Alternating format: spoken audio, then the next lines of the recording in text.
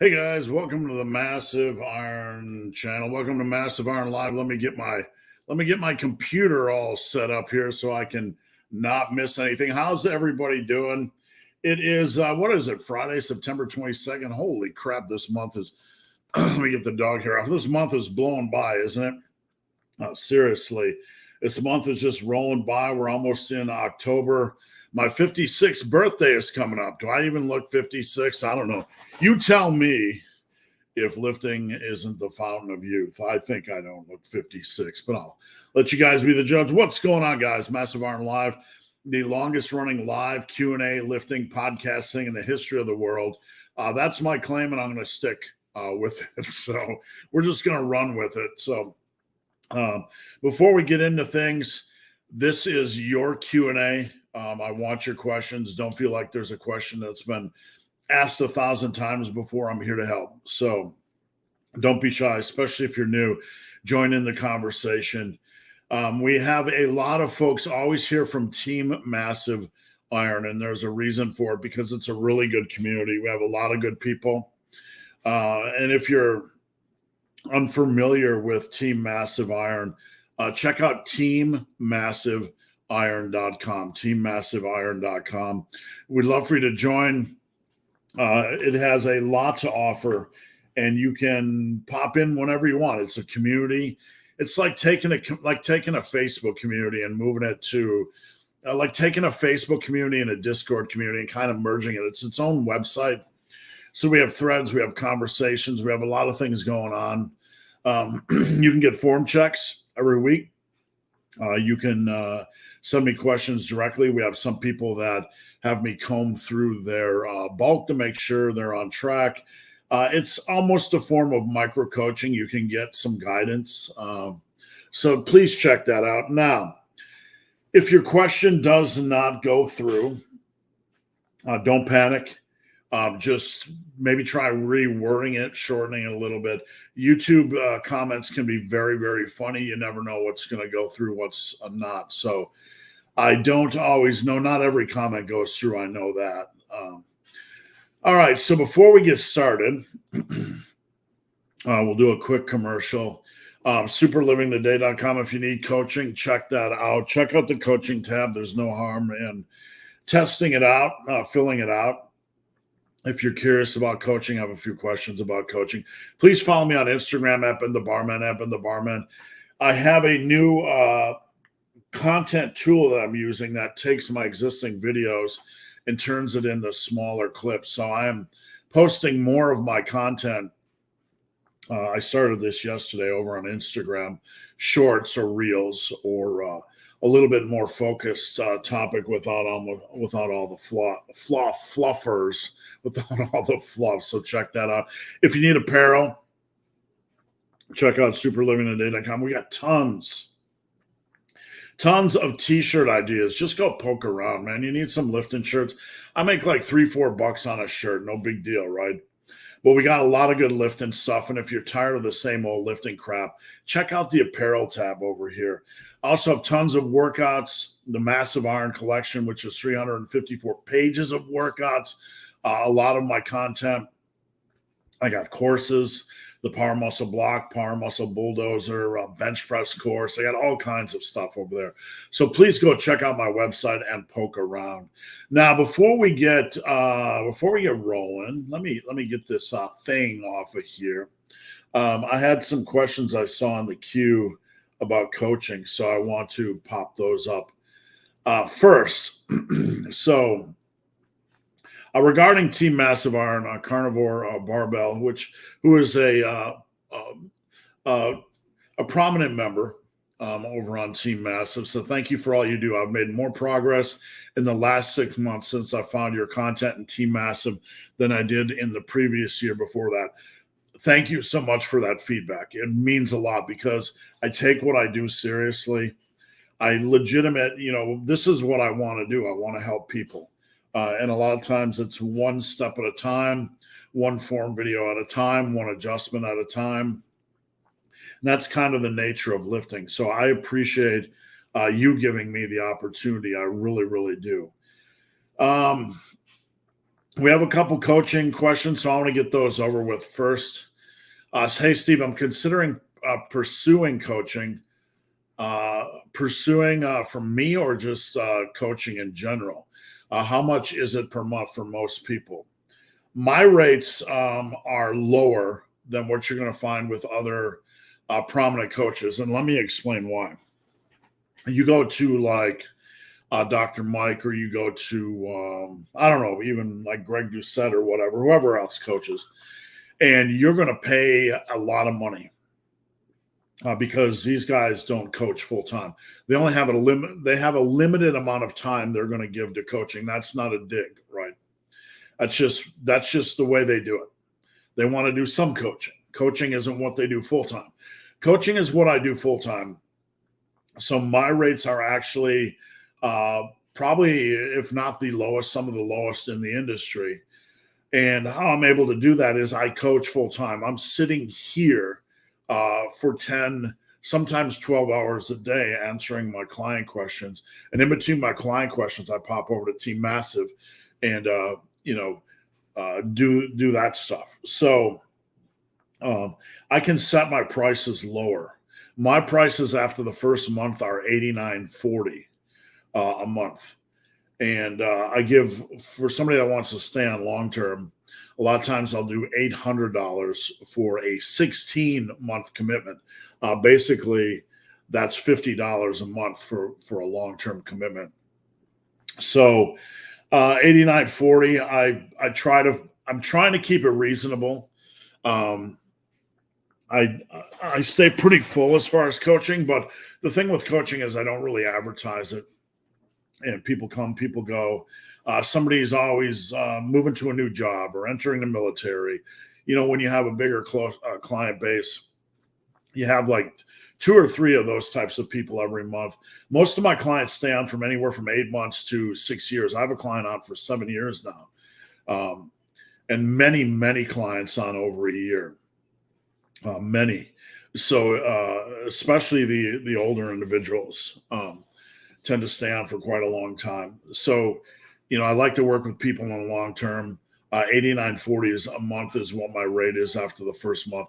First month is a little bit higher. It's $149, but we do an onboarding call. We get a workout set up. We're doing a lot of work in the first month to get things on track. So one more real quick question from you guys, and then we'll get into things. Have you thought more about coaching light? First month intake, regular price. I haven't, because Team Massive basically is coaching light. The thing is with this on my end, and I'll explain, if I just do one check-in a week, I got to comb through the same amount of information, right? I got to comb through all your weekly workouts. Whether I check in daily or I check in once a week, you're going to have the same amount of questions. You're going to have the same amount of workouts, right? So there's no difference in volume on my end. Does that make sense? So the only light service I do is Team Massive. What's up, buddy boy? Team Massive is basically light coaching or micro coaching. All right, guys, I'm going to get into your questions. And somebody just popped in. Who do we have here? Where did they go? Where do we go? We have my lovely wife, Fiona, the most beautiful woman in the world, and her fat sausage dog, Bubba. Come here, Chichi. Come here, Chichi. Bubba, you're licking my ear. Chichi, come on up. What are you doing? Bubba was licking my ear. Call my dog fat? You are the fattest sausage I ever did see. Come here, Chichi. Look at you, like a loaf of bread. He's a fat loaf of bread. He will withstand any zombie apocalypse. So here's Chichi. If anything occurs, Bobby will be the last man standing with his girl. Can you tell which dog's mine? Hi, buddy boy. How you doing today? Mine's a sweet. I got lick marks all over my face. Come here. Where's little Scooty? This big warrior. You want to see Scooty? Scooty is the warrior. Scooty is like, he's a fierce monster. He's a big dog sausage. He is a strong, and he will tear you up.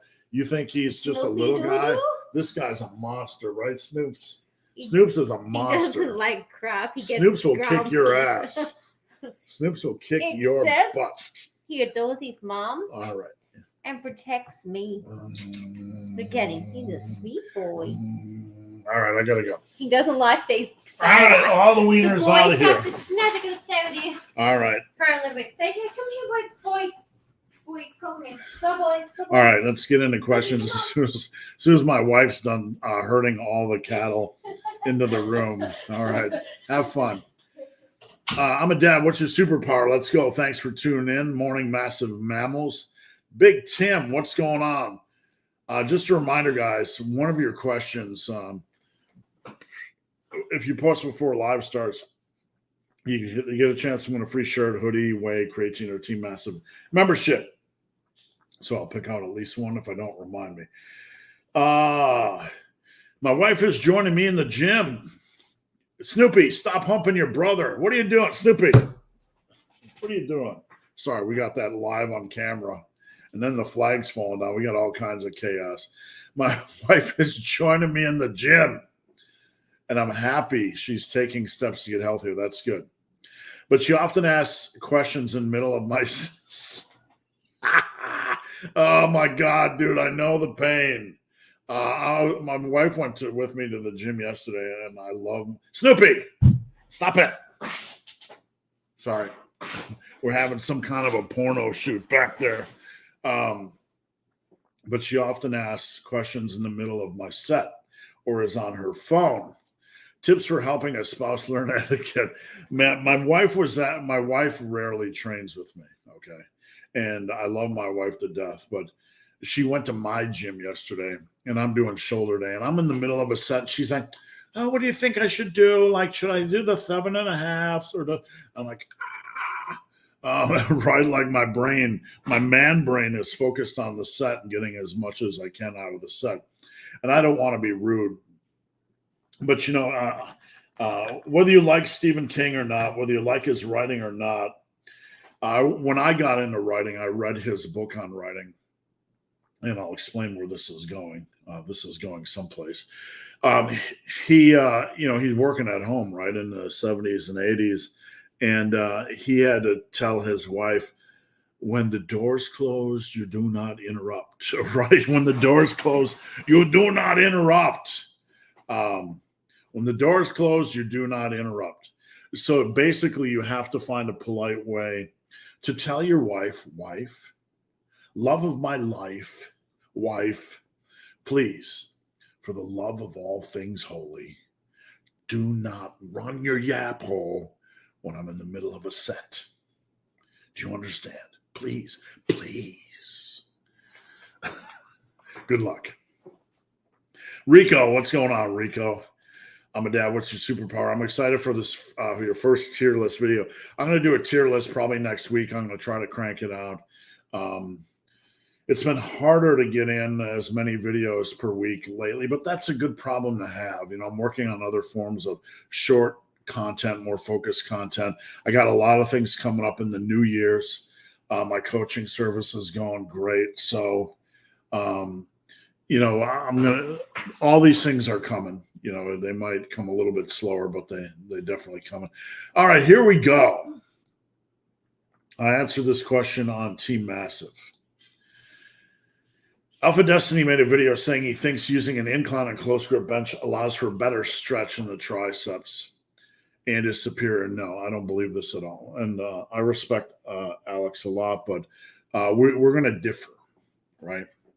I'm going to be honest with you. I don't give a crap as somebody with big triceps and strong triceps and somebody that tries. This is my opinion, and I'm not going after Alex, but I do not give a crap about stretch in the triceps. I do give a crap about reasonable range of motion on certain exercises. When you're doing an extension, like if you're doing a dumbbell extension behind your head, you don't just want like a 2-inch range of motion. So we have to make sure we understand there are some exercises where range of motion in the triceps is more important. If you're doing an extension, right, this is going to look really bad on video, but if you're doing an extension for 2 inches, right, you don't have enough range of of motion. You need to have a quality range of motion. Now, the close grip bench press is not one of those exercises. Let me explain. On a bench, the lower, I'm going to remove this a little bit, the lower you get, the more you're going to start to focus on your chest. So if you widen your bench and you come all the way down, you're going to get more chest generally out of your bench press. Now, when you narrow things, you're going to focus a little bit more on the tricepticons, right? Now, on a close grip bench, whether you're doing incline or whether you are doing flat bench, whatever, if you take it all the way to your chest, you're also getting a chest stretch. You're also bringing into play more of the chest. The triceps work more at lockout, right? So on a close grip, it's actually the opposite. It's actually the opposite. I hang my close grips a few inches above my chest. I hang my bench a few inches above my chest in general these days, but the close grips I actually hang a few inches above my chest. This is going to make it more triceps focused. We do not need to worry about stretches on a close grip bench. I completely disagree. I don't feel it's superior, and I don't feel you need to worry about the stretch at all on the triceps. The triceps are a big, strong muscle group, and for somebody that wants big pressing power, right, that wants big, strong triceps, we need to attack the triceps on triceps exercises that get us strong. We don't need to turn a close grip into a feely-wheely, stretchy-wetchy exercise, right? There's a place for those in our routine. There are some triceps exercises that you want stretchy-wetchy, that you want feely-wheely, right? You want the mind muscle, the snuggly-wuggly connection with your triceps. That's okay on certain exercises, but you do not want to take your big hitter, your Mike Tyson triceps exercise, and turn it more chest focused and more feely-wheely. I respect Alex, but I do not agree on this point. Stein, how's it going? Stein, happy Freitag. What do you think are your best and worst traits and habits? I think my best and worst trait is the same thing, that I can't do anything. It's hard for me to do things I care about 98%. I just like to do them 100%. So I would say that drives my success. I'm always, for better or for worse, right? Obviously, I'm not the best fitness YouTuber, right? I don't have the most subscriptions. I don't have the most views. Heck, I try to, I've been trying to put out good quality content, putting out videos on progression approaches and just putting out stuff people can use. And, do I wish 10 to 20 to 30,000 people would watch my video on progression?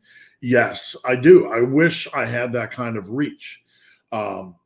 Do I want that kind of reach for money? I mean, YouTube money doesn't really do much for me, to be honest.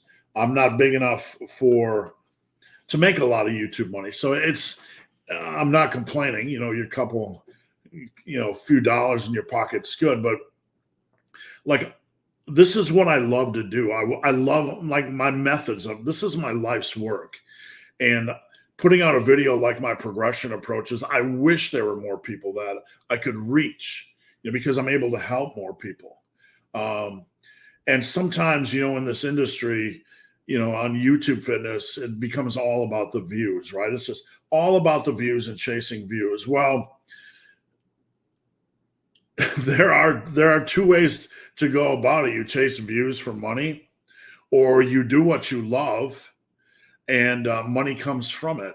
I obviously like being able to wake up and feed my family doing this, but I certainly, if you look at my views, I certainly don't feed my family from YouTube.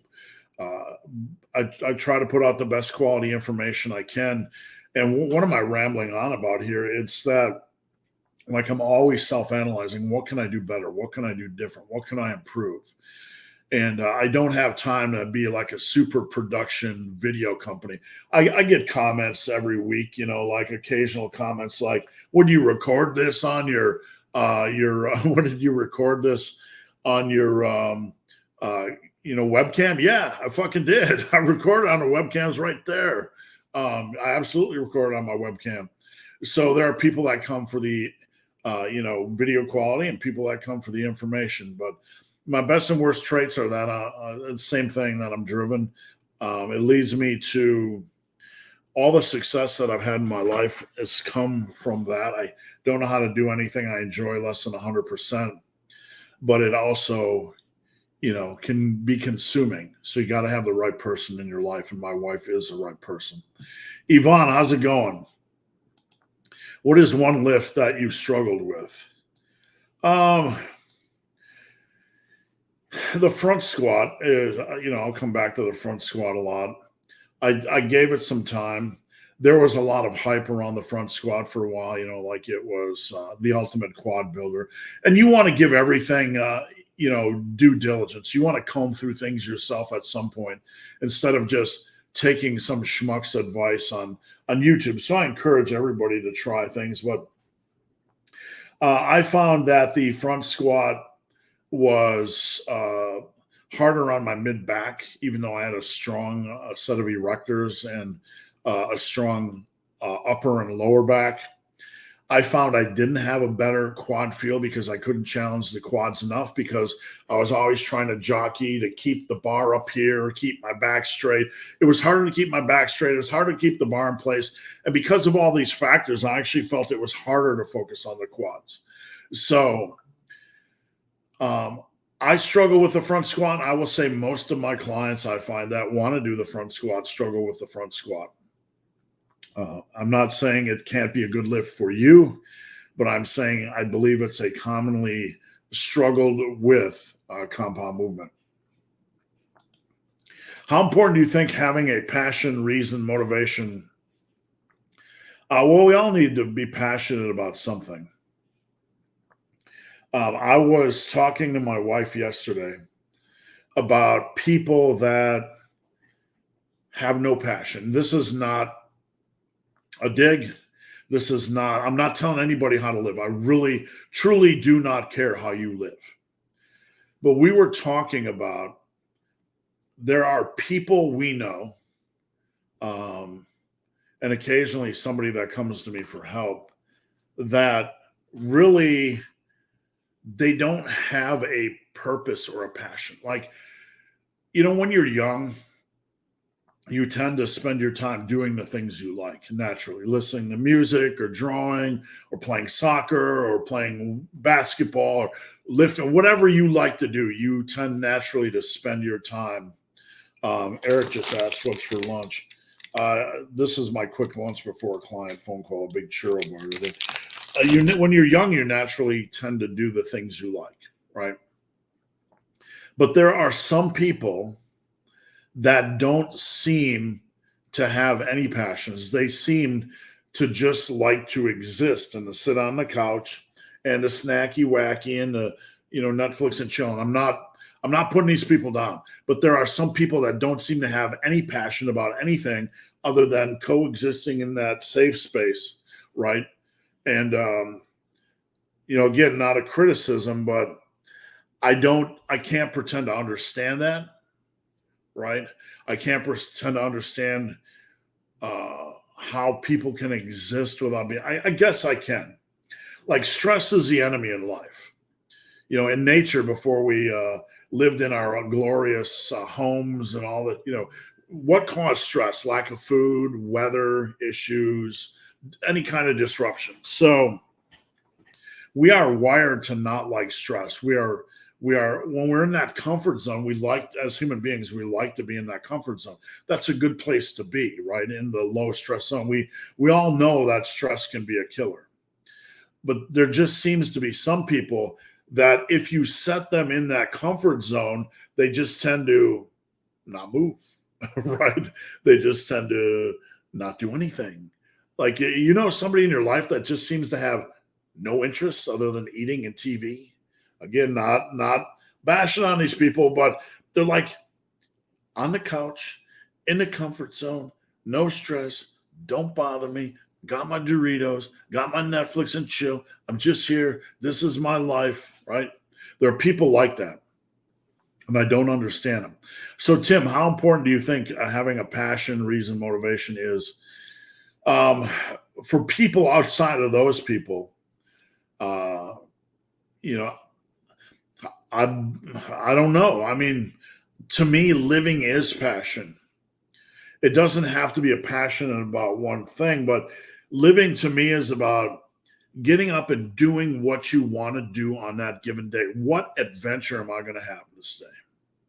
Right? Having the freedom to not to not put yourself in a box and say, I am in this box and I am this thing and I cannot leave this box. Let me explain.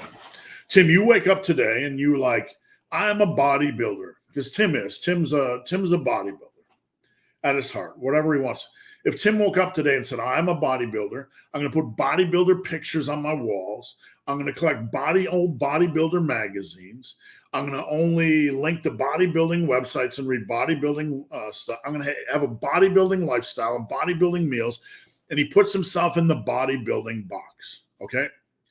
Tim's passionate about bodybuilding. And I'm using this as an example. I'm not saying this is the way Tim is. So if Tim got up tomorrow and said, I want to go on a hike. I want to do a 10-mile hike. But if Tim said, I can't because I'm a bodybuilder and I can't leave my box and go have an adventure because I'm a bodybuilder, right? The box now contains you and you're not free. You're not free to pursue other passions. The beautiful thing about life is that when we get up and we allow ourselves the freedom to explore new things, we open new doors, right? How are you ever going to know if you're a good painter if you never try painting? How are you going to know if you're good at the saxophone if you never try, or a cook, or maybe whatever it is? How are you going to know if you like hiking or trail running if you never? But it's not that you have to try these things. But are you giving yourself the freedom to get up each day and pursue whatever passion or bug is up your ass that day, right? That's true freedom. That is true freedom. And that really, giving yourself the passion and the freedom to just be and not live in a box. What really, look, I understand there's many people that are in the bodybuilding box, and that's not a bad thing. But when the box is like, can't leave box, we'll lose gains. If do cardio, we'll lose gains. If go swimming, we'll lose gains. If go hiking, we'll lose gains, right? Then, hey, if that's the way you want to live, fine. I don't feel that's truly living. That's just my opinion. And we can bash heads. We can have a passionate debate about it. But I do not like constructing boxes and saying this is who I am and I cannot leave this box, right? You know, people ask me what type of music I like. I like all kinds of music, man. What kind of movies do you like? I like if it's a good story, I like it because the heart of a good story is good characters and just a good story, right? So how important do you think having a passion, reason, motivation is? I think having the freedom to chase passions on any given day is living, right? And if you chase bodybuilding or strength training, and then you chase it hard for 8, 10, 12 years, and you decide, I want to kind of still hold my strength and still hold my muscle, but do other things, right? That's okay. That's okay. You have to be okay with doing what you want. That's truly living. When I took up trail running, for example, why are you going to do that? You're going to lose all your gains. You're going to lose all your strength. You're going to lose all your squat strength, right? People were I received so many comments like that. You know, why would you do that? Because that's what I wanted to do. Why wouldn't you do that? Why wouldn't you? I will never leave this behind. I love strength training. I love muscle building. How important do you think having a passion is? I think being passionate about something in life is living. What's your favorite current Bicepticon variation? Oh, excuse me. It is the massive curls, where you do strict 8 reps, and then when you can't, or to failure, when you can't do any more, then you do 4 cheaty reps, and then after that, take a break, a few seconds, and then do as many drag curls as you can. That's my current favorite. Big CJ, Chris Jackson. How many reps do you recommend on chin-ups or pull-ups? Look, I think before you add weight, you should be able to do 3x10 or 3x12 solid full extension pull-ups or chin-ups. If you can't do 3 sets of 10 body weight full extension, very controlled pull-ups or chin-ups, adding weight's just going to turn into a slop fest, sincerely. I mean, Dad, what's your superpower? Would there be any benefit to using different? I mean, variation is good, but at what point are we, the question is, at what point are we overthinking? At what point are we splitting a hair so many times that you can't even see the hair anymore, right? You can't even see the purpose. I would not, my opinion is to have a flat bench and an incline bench variation is good. To have multiple incline bench variations, now you're getting into redundancy, right? That's my opinion. Now, if one did not do flat bench ever and wanted to do a couple different incline variations, I would say that would be okay. Sean, are leg curls a must? No. Or could you just do RDL stiff legs? RDLs are fine. The problem with RDLs is that they are tough to nail form on for the average individual. It's one of those lifts where people think their form is good, but a lot of the form taught on the internet is bad, or it just says do an RDL and people don't understand the lift correctly, and that's on the coaches, right? There is a glute ham raise on a back extension station. If you go to my main page on YouTube and the search button, you do glute ham, search glute ham. The glute ham on a back extension station is, in my opinion, a very, very underrated hamstring exercise that you can do on almost all back extension stations. Leg curls are fine. Are they my favorite exercise? No. Do I do them because I have to? Yes. The biggest issue is like over fatiguing the lower back. We can really kill the lower back. And a life where your lower back's just being punished is not generally fun. So no exercise is a must, but I would maybe try to get in a glute ham on a back extension station. Barbell Bryce, what's going on? Big sexy man. Barbell Bryce, no university classes today. Thank you for joining in. Big Tim. Everyone talks about the maximum number of sets they can do for a muscle group. But do you think there's a minimum? Look, we're not in the gym to seek minimums. We're in the gym to seek optimal for us. That's what we're seeking. So this is hypothetical. And I'm not bashing at you, Tim, but hypothetical, schmypothetical, who cares? What we're seeking is the optimal for us at that given point in time in our life, with the amount of time we have to dedicate to lifting based on what is happening in the gym. All this theory and what is the minimum amount of sets I can do to get quality stimulation. This is just mental masturbation. It's stupid. It's wasting time. It's intellectual masturbation. It's just useless. What matters for each of us, how much time do I have a week to lift? If I have a lot of time, is it going to cause overuse or recovery issues? How much time do I have? Some people will say, I have 6 days. And then when they have to do a 6-day program, it's hard to be consistent for 6 days because they kick their coverage a little bit. So what time do I have? What can I fit into that time? Now, once I fit my chest work into that time, does it seem like enough? Okay, let's assume you're training hard and you fit your chest work into the week. And we have to look at things in terms of a weekly, outlook. Okay, we have to look at terms and things in terms of a weekly outlook in a weekly context. You got your chest work in for the week. You're doing your bench press, your incline dumbbell bench press, maybe your barrel press, whatever you're doing. Does it seem like enough? Maybe I want to do another set of dumbbell bench. I'm training hard, progressing.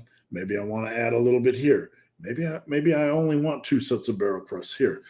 That's what is important, not theoretical bullshit. When you go on any of these masturbatory science guy pages or these infinitely long forum posts where we're debating the minimum amount of volume per week, who gives a fuck? Excuse my language. It truly is a waste of time, and it truly is missing the point for each and every one of us. It truly misses the point. We have to determine how much time we have to train. Each and every one of us is going to be different. Then from there, we determine how much time we have to dedicate to a specific muscle group each week. And from there, we determine which sliders we're going to move around. What are we going to do? Maybe a set more of bench. Maybe we have room for 2 sets of pec deck at the end. We're going to adjust that based on what is happening, data, real world feedback in the gym. I call this evolving your training based on needs. This is a pillar of success in the massive iron world. Does that make sense? So all these discussions about maximums, minimums, right? They miss the point. Like, you have a 45-year-old man in a factory working hard. Maybe he's a FedEx deliverer, whatever his job is, right? He's doing the 10-hour days, putting food on his family, being a responsible man. Got a couple, 2, 3 kids at home and a dog named Fido. He's doing what he has to, right? Maybe he doesn't have the perfect marriage. Maybe he doesn't have the perfect kids. Maybe he doesn't have the perfect job. But he still wants to hold on to a degree of his dignity, right? And still wants to take care of himself, to a reasonable degree.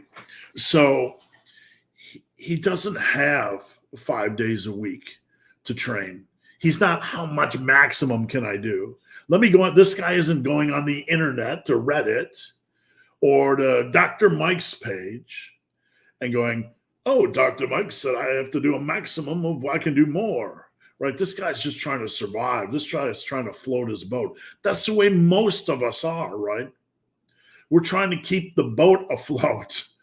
Minimums and maximums adjust in the real world naturally.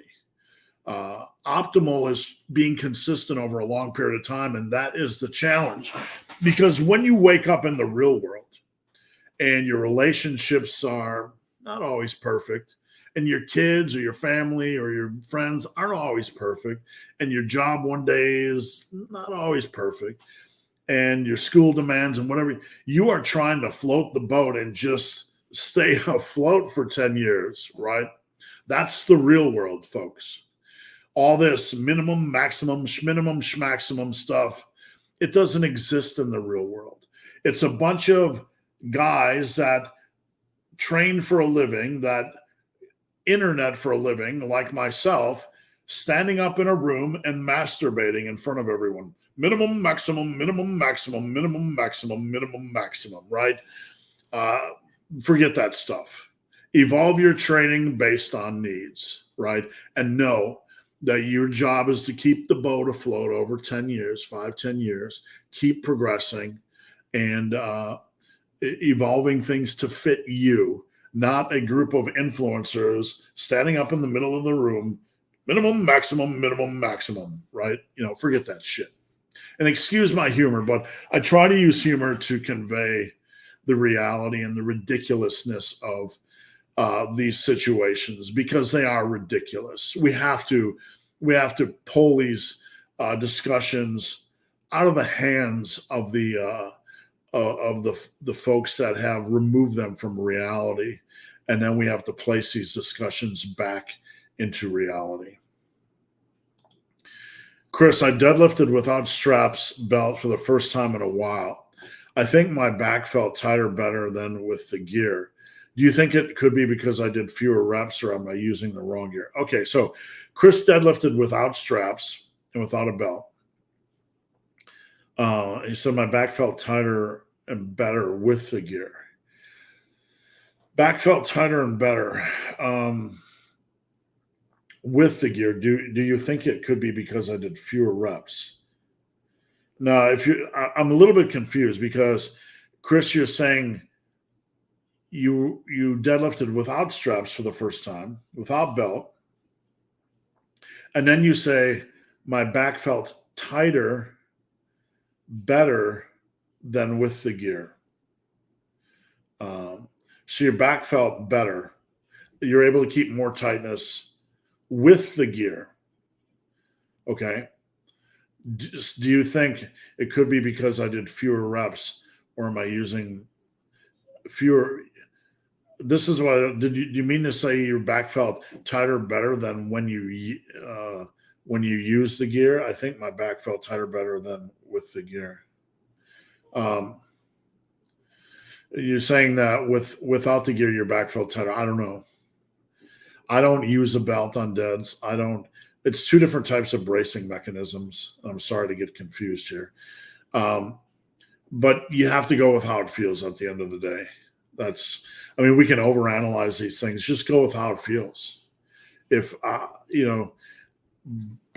bracing without a belt, you like brace your core like somebody's about to punch you in the core. That's bracing your core, right? You clench up. With a belt, you almost have to push out against the belt. And I find I don't always, I'm not able to keep the same degree of lower back tightness. So I prefer beltless deadlifts. Adams family, what's going on? Happy Friday. Dominic, what are some home gym must-haves? Well, good question. I think an easy bar is cheap, and it adds some biceps and triceps flexibility. So I think that's a cheapie. I think you can get a longer dumbbell handle, pretty cheap, $80, something. And it allows you to do heavier dumbbell rows using Olympic plates. So I think that has a lot of value. Guys, just calm down on the whimpering, would you? You'll be okay, I promise. There's something called a deadlift jack that I got from Titan Fitness. I believe it's called a deadlift jack. It allows you to raise the barbell off the floor a little bit. And that allows you to maybe do pendlay rows from a couple inches off the ground, or maybe do rack pulls, block pulls. And I was seeing if there was a question I could answer, but they didn't have any. Your head's cut off. Oh, because it's so low. It's at a really weird height. You could sit on Santa's lap and see if I'll give you a present. And then how long? There's nothing I can read. Can do. What are some home gym must-haves? A sausage dog. No, come on now.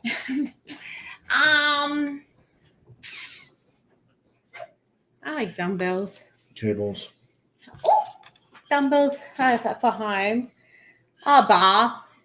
Basically. A bar. Thank you. Thank you for your time. Whoa.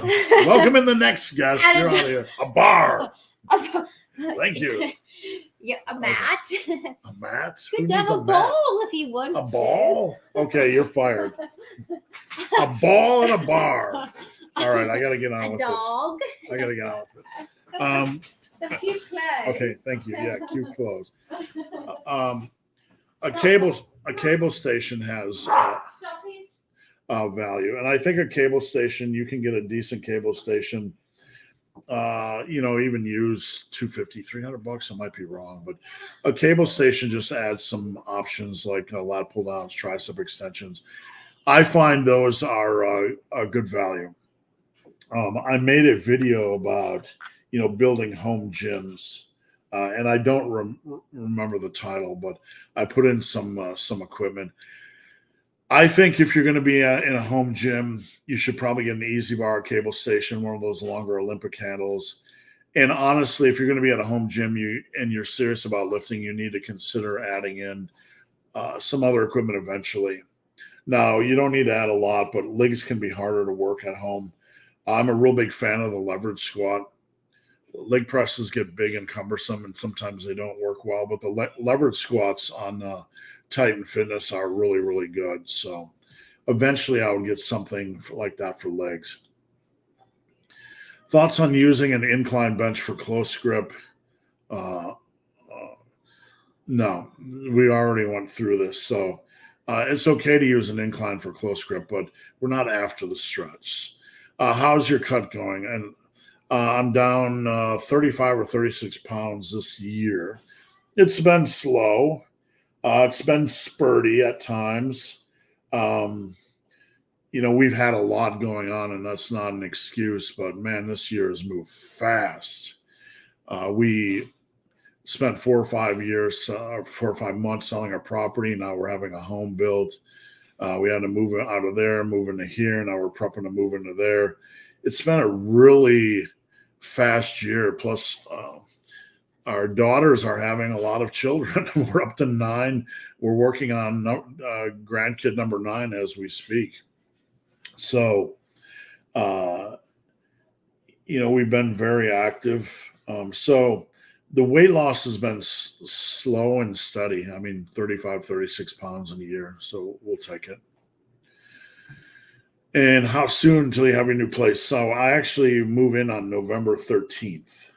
So that's the official, give me the keys, I'm moving in date. How low to bring dumbbells on a bench press? Naturally. You don't want to hang them high, right? You want to bring them down to a natural position. You don't want to arbitrarily seek supernatural.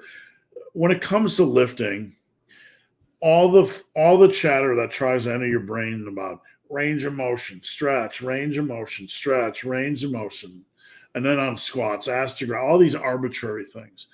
The biggest thing I can advise you guys when it comes to a lift is to keep depth or feel as natural as possible.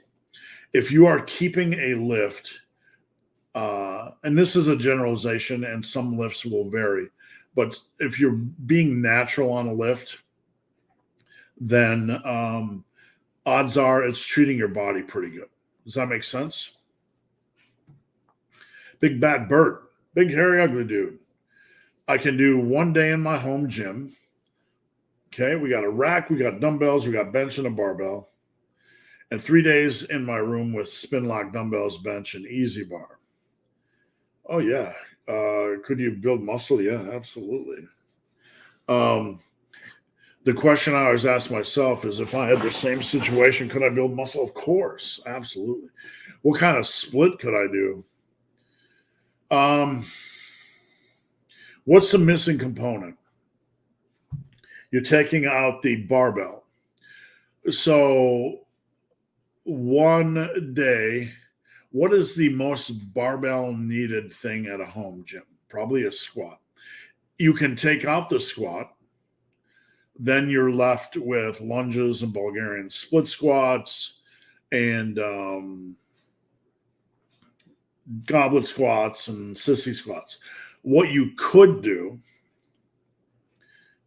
is do a posterior day where you do squats and deadlifts on the same day, and then a little bit of maybe hammy whammy work or traps, stuff like that.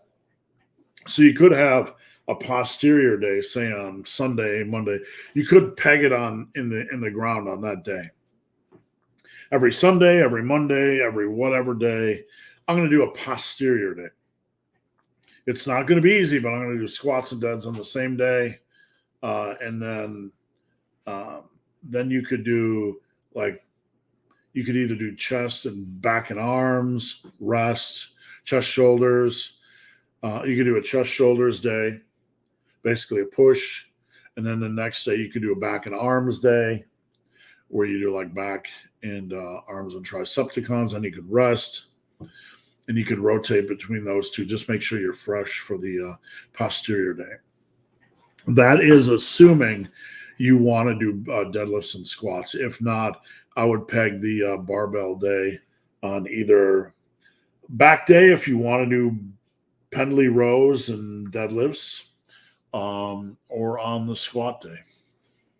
All right, let me get a drink, guys. My mouth is getting dry from all this yabbering. Okay. Any thoughts why it's easier for me to hit 10, 10, 12 on weighted dips than to hit 12, 12 using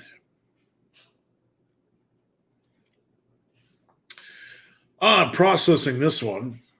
So you're doing weighted dips, 10, 10, 12, and then you're trying to do 12, 12. That don't make much sense. And I'm not being critical. But if I'm just trying to make sure I'm not missing anything. If you're able to do 10, 10, 12 on dips, then you should be able to hit 12 at least on the first set. To have the endurance to be able to do 12 on the final set would probably indicate that you are close to 12, 12 on the rep goal. I mean, you can't be that far off. So my honest opinion for you is who cares? Just do what you can do. Don't get lost in the weeds here. Focus on what you can do. I can't imagine there's a big difference between these two. Don't chase anything down a rabbit trail. Just focus on what you can do. John, last week I won, but I don't want any more free stuff. How's the app development going? The app development's going really well. For those of you guys curious, we are making an app for lifters, not a training app for trainers. We're making a lifting app for lifters, and we discuss it every Sunday, and beta is coming quick, so I'll be giving you guys information on beta. The first pillar of our training app is that we want it to be a quality app you can use tracking in the gym. We're going to add a lot of other features, but we want to make sure we nail the in-gym tracking, because if we don't have that, then we don't have anything. So beta for that is coming. And then once we are satisfied, we've worked out all the bugs on that, then we will start to expand. But it's coming quick. And we're not playing. You got your apps like Strong and you got your apps like Heavy. I'm quite literally coming to destroy them. And I'm going to use my knowledge and use the things I'm frustrated with in these apps. I don't care about destroying them. I'm not trying to destroy their business. What I want to do is put together an app you guys want to use that's made by lifters. So we're going to have a free version where you can just track, right? Just track your workouts. Build your workout, track your workout, right? And then eventually the paid version will have social. Now hear me out. This is going to be, the social is going to be behind the paywall. So only those paying the $9.99 a month, you'll be able to follow your friends. You're going to have a feed like on Tumblr where you can put quotes, or Instagram. You can put pictures, you can put videos, you can put your workouts, you can share a comment. You can make whatever, you can make your workouts private. So we're going to have social aspects. We're going to have communities and groups. You'll be able to do that.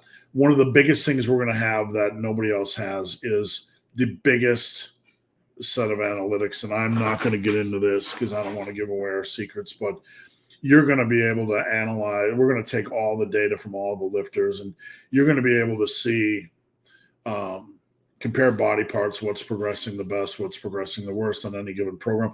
We can take like a given program and collect everybody's data and tell you, okay, on this 5x5 program, people are seeing a 22% increase in their bench over 6 months.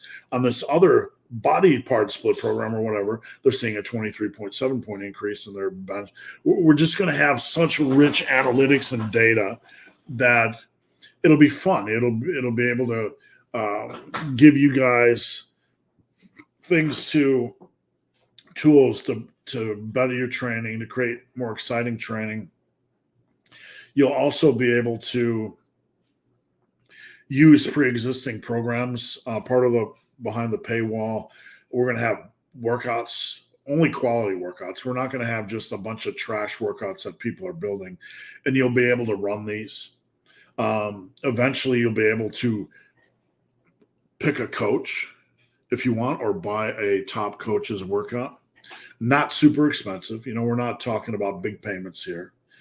And run it, maybe even ask the coach questions or connect with a coach if you want.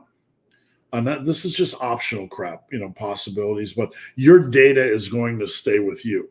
So let's say you went for the paid version and you do coaching with me. Your data is going to stay with you. And let's say you went over to a different coach or a different workout by a different coach. You didn't want to do coaching anymore. Your data is going to be yours, right?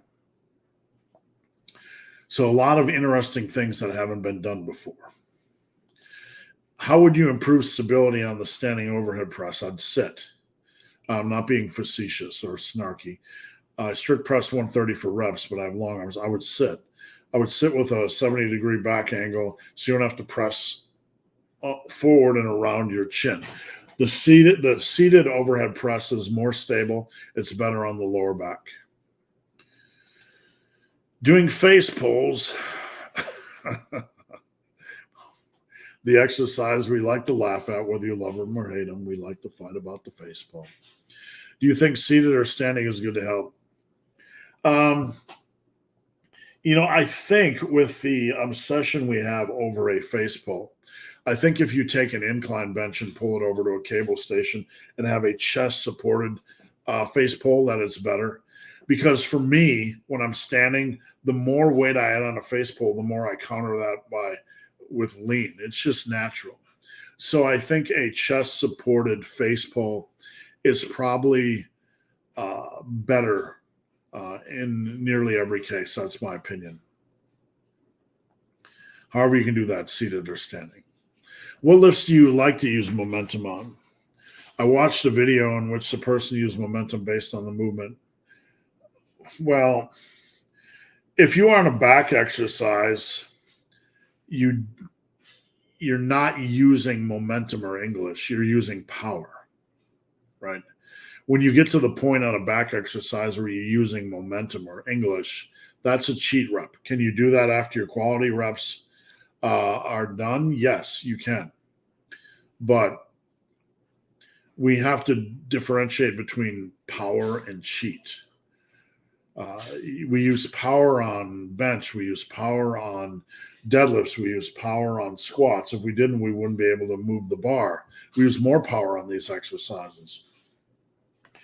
We have to generate power to move a bar on any lift. On back exercises, when we generate power, people have a fit, right? Because they default to this bogus concept of mind-muscle connection on the back exercise to the point where they lift like a wimp. So I would have to see, but there's a difference between power and cheat reps. Cheat reps you can do on like rows, you can do on curls, but you really don't want to overdo them. And certainly not on every set. Jonathan. Morning, Steve. Massive thank you for everything you do. Join Team Massive. You won't regret it. Thank you, sir. I appreciate that. I think most of my rear delt movements in my traps, I feel most of my rear delt movements in my traps more than my delts. Don't worry about this, right? Worry about doing the movement correctly, and trust that if you have a broad selection of exercises, it's going to hit the body parts it needs to hit. I don't feel squats. I've mentioned this many times before. I don't feel squats in my quads, but my quads grow. Sometimes just because you don't feel it in an area doesn't mean it's not working that area. What it could mean is that there's another weaker area involved. Big Bad John. See, when lifting 2 times a week, would it be possible to get 80% of my natural limit? And yeah, absolutely. You train hard, you nail your nutrition, it's definitely possible. How's the moving going? Well, we're still here in our little townhouse.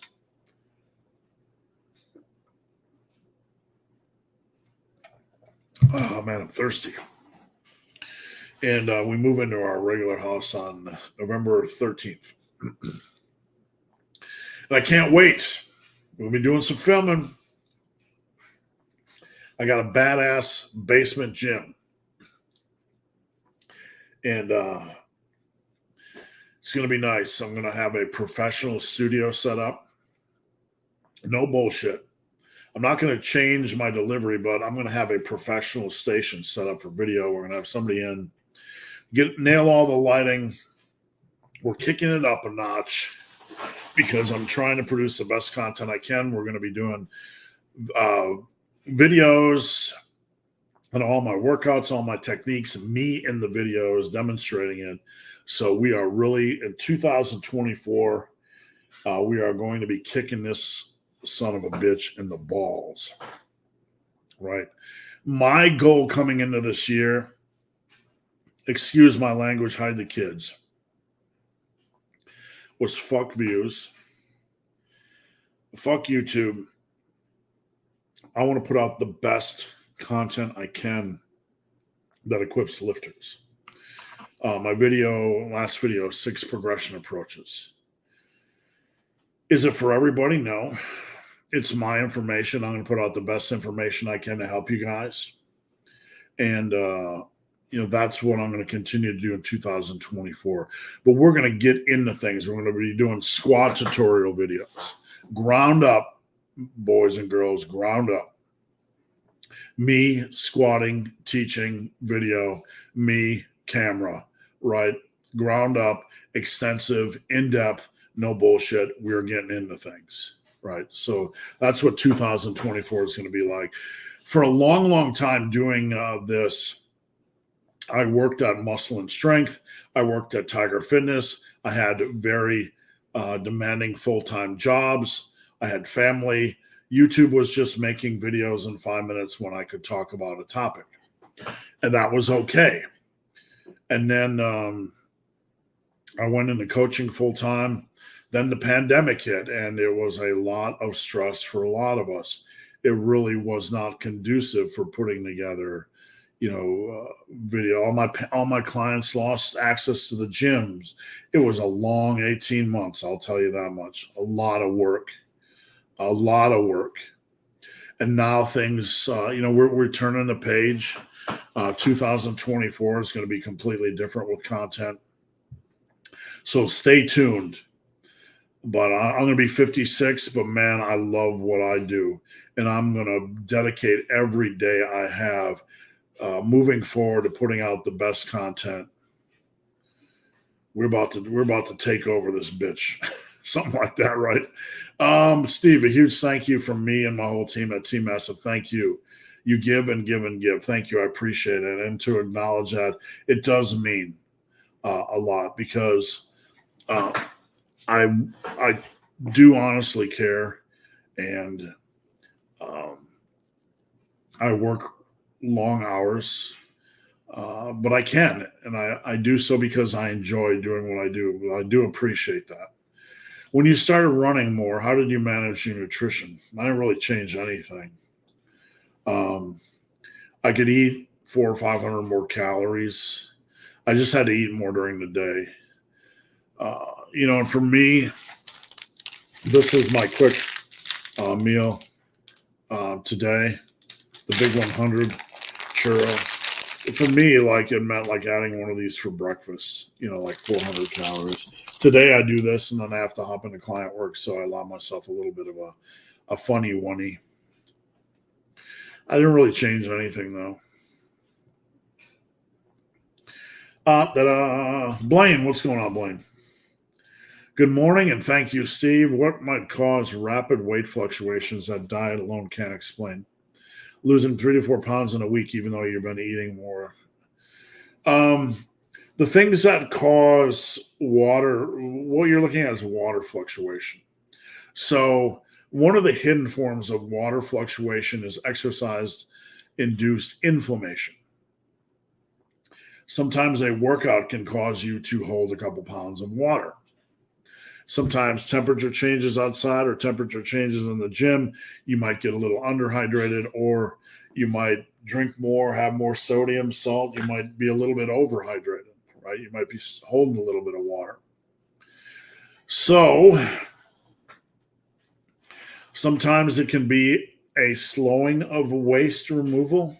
You might not be able to notice it. You might be regular-ish, but your body might be holding a little bit of water, a little bit of waste, because the body will slow down and speed up digestion of the chyme. And chyme is the stuff in your intestines. It's once the stuff goes from your stomach, chyme is what floats around in your intestines, and your body will slow down and speed up chyme digestion to get the most out of your intestines. So there are a lot of things that can cause it. Micro variances in sleep, you name it. 3 to 4 pounds in a week is a lot of water loss. It could be fewer carbs. Maybe you're eating more protein. It could have been, did you move your scale, right? Is your scale not on hard ground?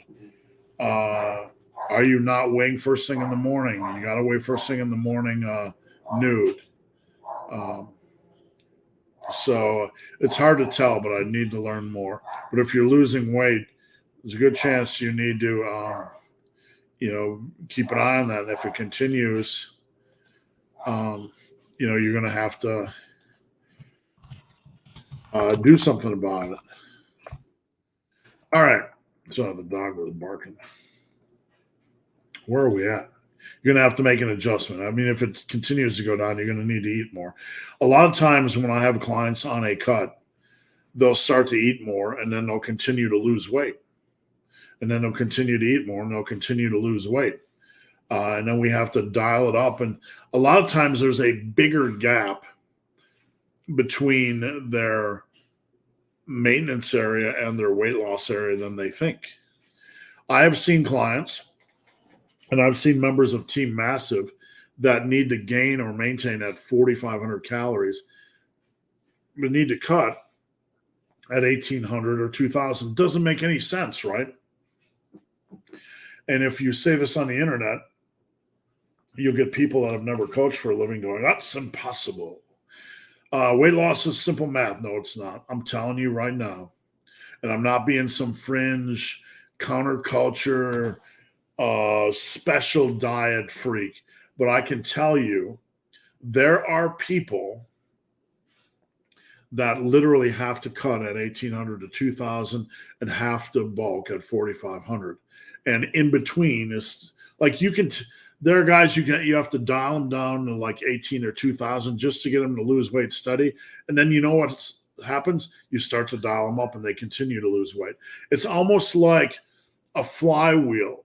It takes a lot to get them going, to get their body to switch to weight loss. It takes a lot to get that switch flipped. And this might sound ridiculous and it might make no sense, but this is my experience. Once you get that flip switched, then you can almost start to dial up calories a little bit and they're still losing weight. So Blaine, there's a chance you might be one of these outliers. And what caused it, I don't know, but you just need to watch it and you need to continue to back up calories until, things change. Big Bob Fish. What are your thoughts on adding reps occasionally if you don't hit your progression indicator? For example, Russ, that's just post-failure work. That's okay. Just do it safely, right?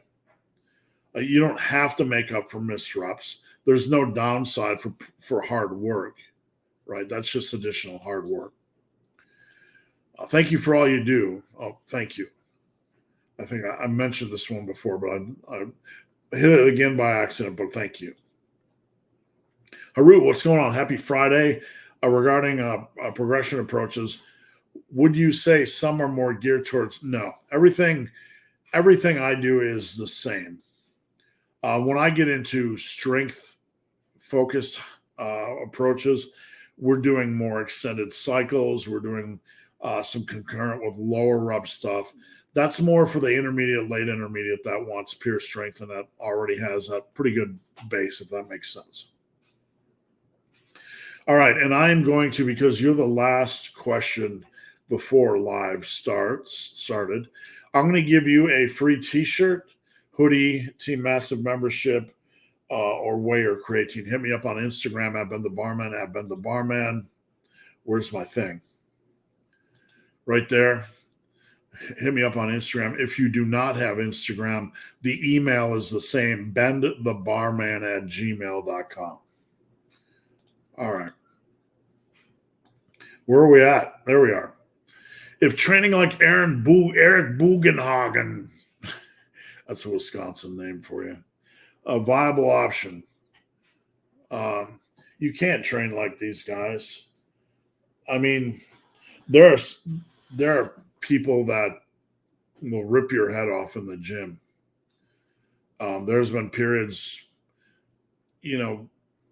where I've ripped my own head off in the gym. Like I'm literally, just in some kind of like Pete Rubish had periods like this where, rip your head off in the gym. There are just periods like this that you are on some kind of ethereal plane, right? But we don't need to worry about training like anybody, just train like yourself, do the smart stuff. This would probably kill the average person and get them injured. All right, let me get a drink, guys. We're about an hour and 13 minutes in, and I'll say I'm going to keep the questions coming. I'll stay on as long as you guys have questions. We have plenty in the queue. Keep them coming. I'm here to help. All right.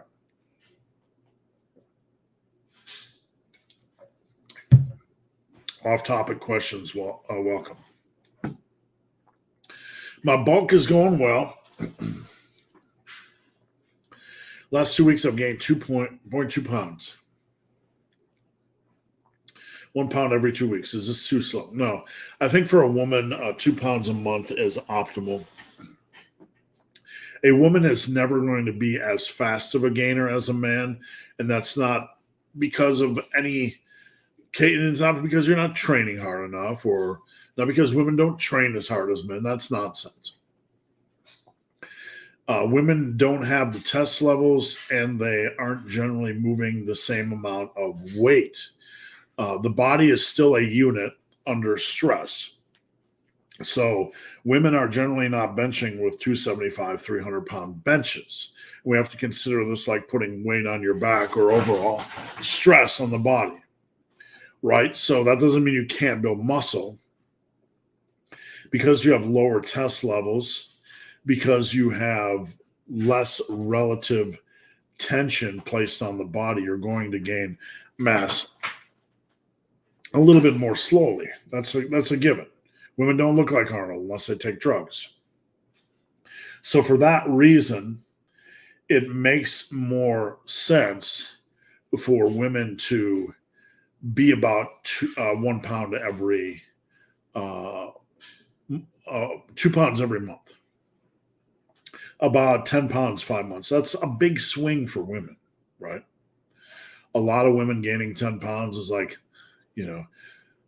I know it can be mentally tough, but if we keep that plus minus 10 variance in a reasonable range, it will facilitate a better body. And each time we go through that oscillation of plus 10, minus 10, we're going to come out looking better each time. LPB. What is the ideal body fat weight range for a 10-pound bulk cycle? In my case, when I'm 165, 12% best look, but energy and performance are really bad. It's different from everybody because of, mentally, where do you like to be at? Do you suffer any form of depression or anxiety when your weight gets above a certain level? We also have to be at a weight that facilitates muscle building. Like a 5'10" male can't think they're going to cycle between 145 and 155 and gain any mass, because you're not going to gain 30 pounds of mass and end up 155. It's just physiologically impossible at 5'10". So a lot of it has to do with height. A lot of it has to do with how we look. Some of it has to do with mental. But for men, if you're under 200 pounds, and this is going to vary greatly, depending on your height. But if you're under 200 pounds and you're doing these fluctuations, you're fine. Some of the older guys or bigger guys like to, be a little bit higher. I would never want a man to bulk above 230 in general. I mean, there's some power lifters I work with that do, and some lifters I work with that do, but it's not a long-term longevity thing. It's a temporary, I'm younger, I want a power lift thing. But you're in a good range. So you have to pick a range that works for you that's not going to give you anxiety. I lift progression is not really happening. Okay. Now, I don't know what program you're on, but when you tell me lift progression isn't happening and you're gaining weight, there's two things. Either you are progressing and you're in the intermediate and you're progressing slow and you're panicking and you think you're not progressing, or you're not putting in appropriate effort. Now, I don't know anything about your lift totals. I don't. So I'm speculating. If your strength is relatively on the weaker end and you're not progressing, that's you, brother. That's lack of effort. That's lack of consistency.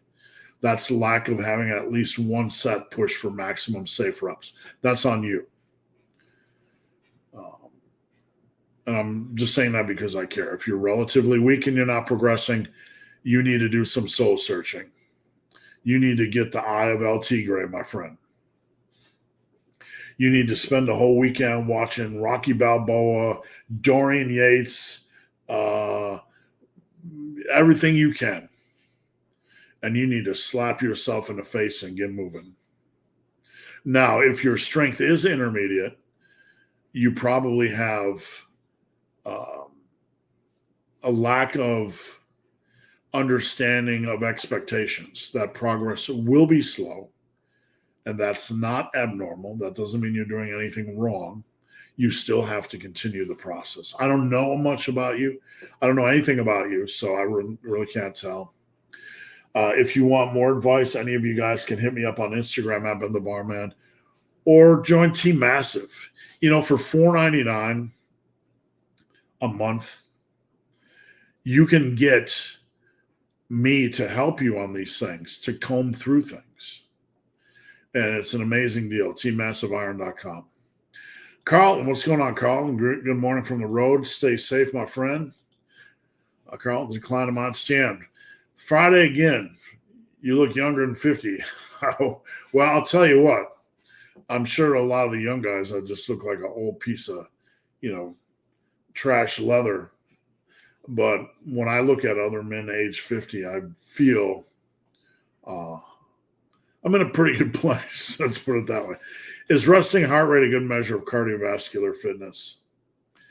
Mine, according to what is about 50, 55. Not sure where that stands. Tim, I'm going to be honest with you. I don't really, this is going to sound wrong, but I don't really care about resting heart rate. Don't get me wrong. I'm not saying you shouldn't care. And I'm not saying it's stupid.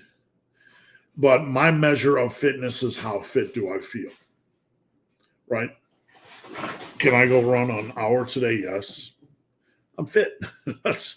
Hey, if I get winded, I'm not fit, right?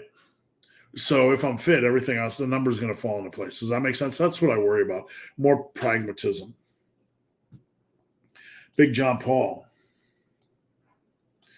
You answered my question before that when cutting calories is the first priority. Yes, calories.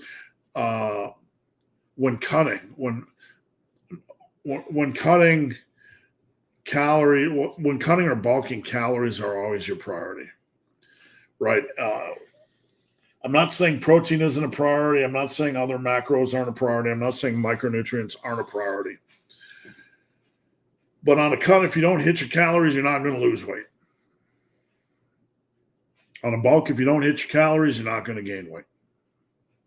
So your main priority is to dial in the calories.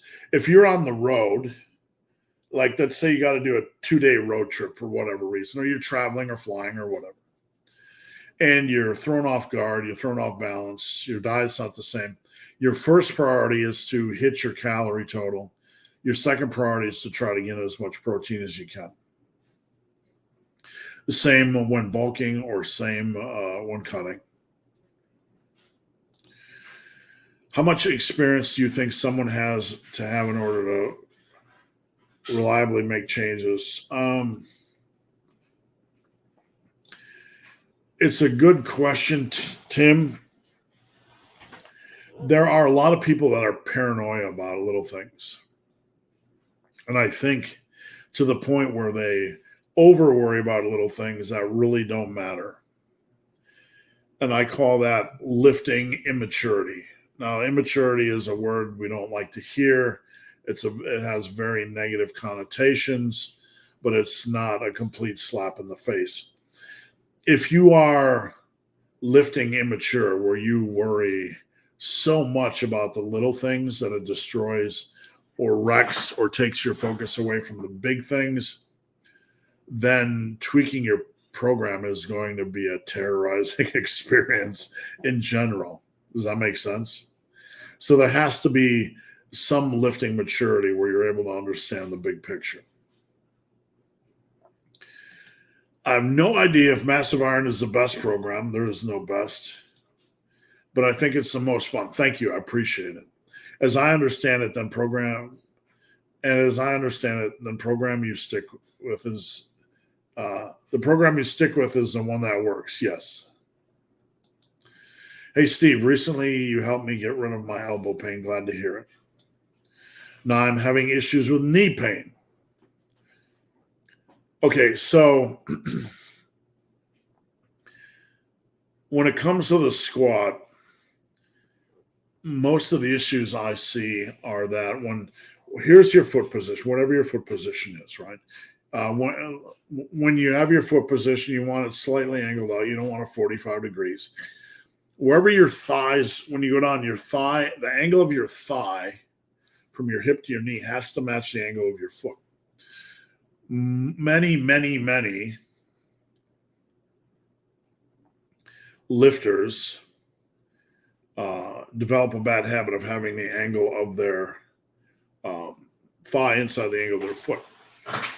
So this will put stress. This will cause the heel to raise and rotate in when you try to reach depth, and it can lead to knee and hip injuries. Now, if you want to get a video of your squat, get it from behind. No shaky camera, just steady.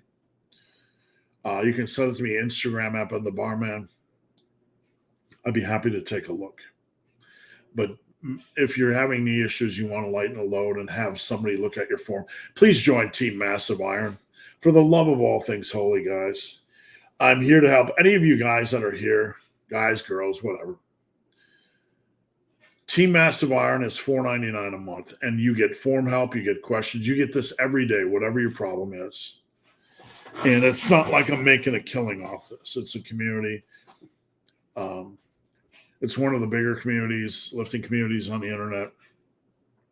But for crap's sake, guys, you have the opportunity to have me help you with your form. And, for me to help you with your workouts for $4.99 a month, right? And you can pay a one-time fee and you get it for the rest of your life. I make like a couple $100 off Team Massive a month. It's not a lot. I'm not I'm not going to be shy.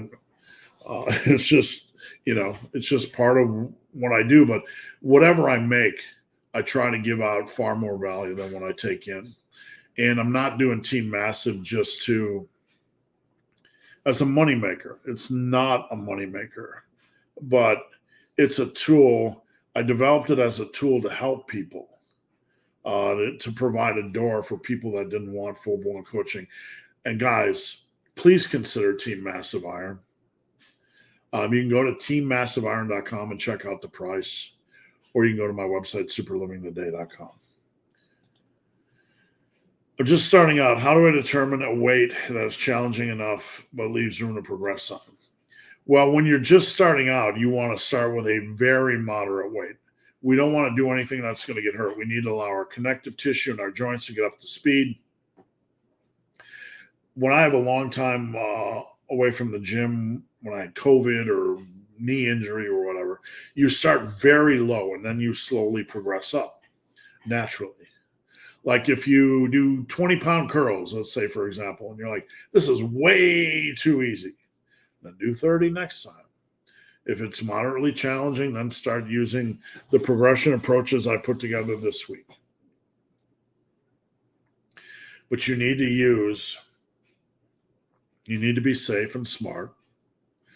And then once a weight starts to feel semi-challenging, then you need to adopt one of the progression approaches I talked about this week. Does that make sense? Eric, my wife calls me on the phone. We're talking about inner workout. Steve, can you please look up gamer body? Okay. Let me see what we got here. Gamer body images. Is this like a dude? He looks all right. He's natty. I'll show you guys a picture. Hold on. I just want to get it in a proper format so we're not looking at all the stuff, all the ads and schmads. And let's look at gamer body. Screen share. Is this attainable in 2 to 3 years? Absolutely. That's attainable in like 18 months. And that's not disrespect. He's not super huge. He's got a good body. He's lean. The lean part helps a lot. The lean's always going to make you look bigger.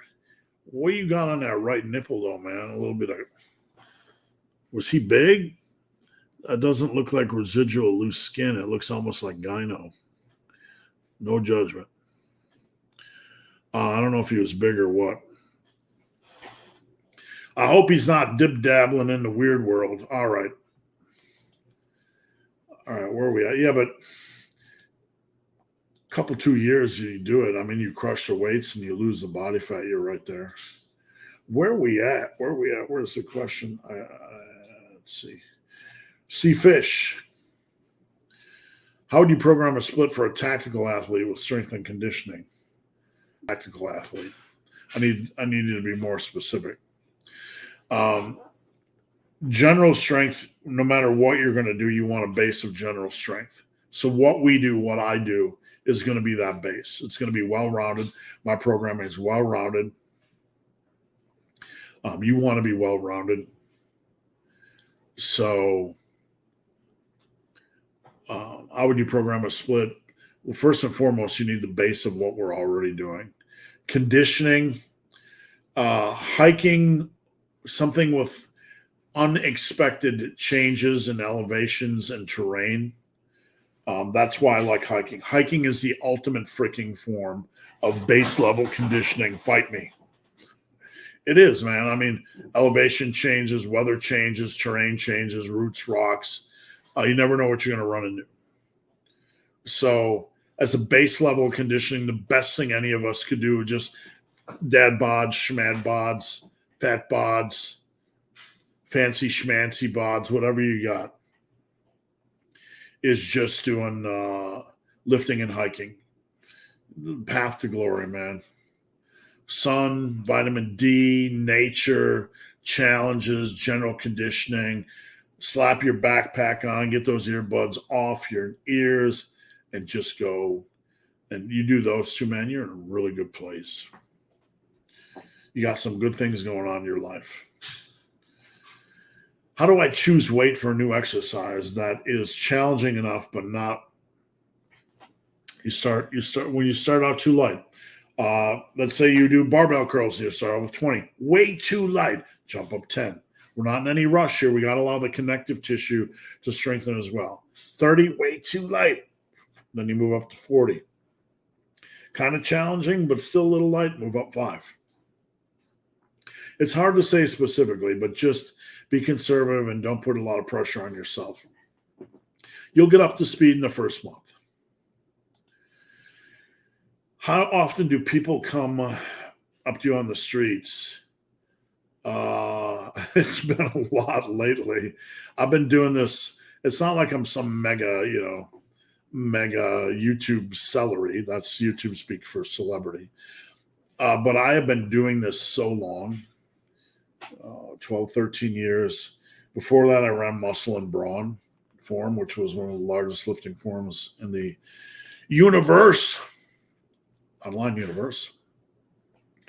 And around here, I was with Tiger Fitness and Muscle and Strength. I had a lot of exposure on Tiger Fitness locally. It's like at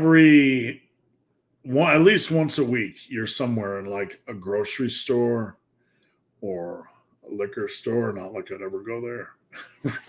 You'll be somewhere, right? And you'll just kind of be like looking around for like, where's the pork chops? And then across the aisle, someone's like locked on you, right? And you're like, he recognized me, right? I do get it a lot, and I'm a minor, celery. I'm a minor personality, but I've just been doing this so long. But I do get it a lot. There's some stories that are pretty funny.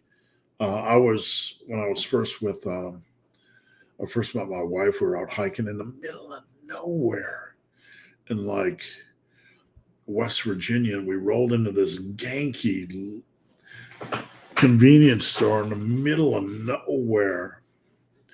And I'm waiting to get an energy drink. There's a guy in front of me in the cooler. He turns around and his jaw goes like that. So you get that stuff a lot. You do.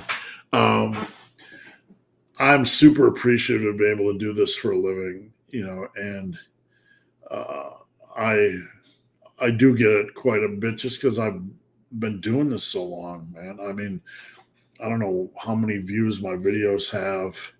All the views I was on Tiger, with Tiger Fitness and stuff like that. But yeah, it happens a lot. Let's put it that way. I can't imagine, being like a Greg Doucette and going anywhere. It would be like crazy. Bert, do you think NH is accent? I don't watch them. I no disrespect, man. I don't mean any disrespect to NH. I really don't. I don't. I watch very little YouTube, and I don't mean any disrespect what I'm about to say, but the videos are too long for me.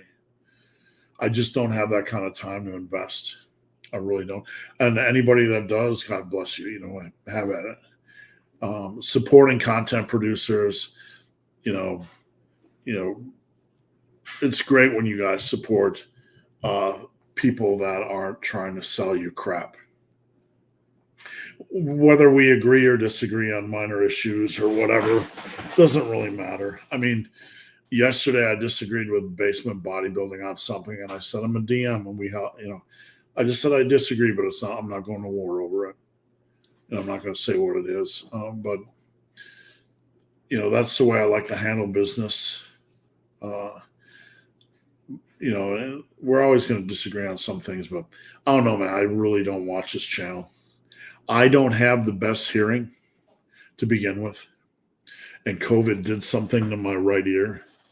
So the truth is, with his accent and my hearing, I don't understand most of what he says. It's just my hearing. So that's that. Bucks for life. Come on, man. Get on board with the Packers. How many days a week should I work on biceps? Think whatever we're doing, we have to think in terms of weekly volume. How much weekly volume makes sense, and then we have to make sure we're recovered. Our biceps aren't fatigued, headed into, say, bench pressing, overhead pressing, or especially deadlifts and back work, because you don't want your arms fatigued for your big upper body stuff. Nolan Rick, there's some Packers. Thank you. This man knows what's going on. My shoulders don't really like any of the machine shoulder presses after barbell overhead, dumbbell over. That's a good question. You know, those are 3 solid exercises, and if your shoulders don't handle the machines well, you could do like upright rows at the cable station you can do high pulls. High pulls, message me if you don't have a video, but high pulls are like explosive dumbbell row or explosive upright rows. I have a video of myself doing high pulls recently on Instagram, so check that out. Tim said, "Go Eagles, go Phillies." Tim, go jump off a bridge. I say that with love. Cian, you're not for sale. You're a legit. Thank you. That's why I support and follow you. Thank you. I appreciate that. Today I posted that on my Insta stories. I use Force of Nature meats, but I always like to let people know I have no affiliation. There's no secret affiliation code. If I'm using something, I trust and respect it. And the only thing I'm ever going to mention is things I use and trust and respect. Where's Buddy Boy? Bucks for Life just asked for Buddy Boy. Buddy Boy! Buddy Boy! See if we can get him up here. He's hiding. He's probably asleep downstairs. How do you gauge weight to use on a new exercise? Well, you always have to do a couple warm-up sets. So if you're going to do a new exercise, if it's a compound, you generally need to do some moderate warm-ups. You ease into it, and then you got to allow your connective tissue and central nervous system to get up to speed. And it's okay if you have a workout or two where you don't get up to speed. You have to allow yourself the freedom to grow into an exercise, right? So you can definitely do some warm-ups. That's what I do. Like when I go to a different gym and they have a different cable tricep station or lat pull-down station, I have to do feeler sets. So what I often do is I work up into weight. Like this week, I had to work out my triceps at a different location. I was doing tricep extensions.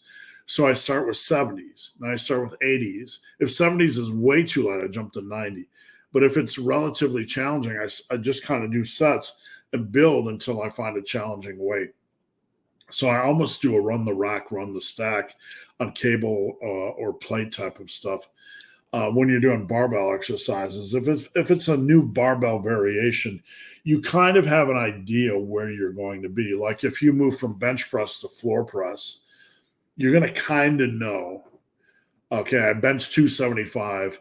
I don't know if I can floor press more than 245. So let me start at like 185. You know what I'm saying? Josh, am I overtraining or under recovering? You are under loving and over. No, you're probably, I don't know anything about you, my friend. I don't know how much volume you're doing. It's hard to overtrain. We can overwork. The bigger concern is overworking movement patterns. Like, hey, I'm going to do 30 sets of bench, or I'm going to do push-ups every day for 3 years because I heard grease the groove. Right? Yeah. How about grease the overwork the movement pattern and get injuries? Seriously. So if you're under recovering, I don't know. I need to know a lot more, but it's hard to overtrain. Recovery is a bigger issue. Eric had the question, what's for lunch? The big 100 churro.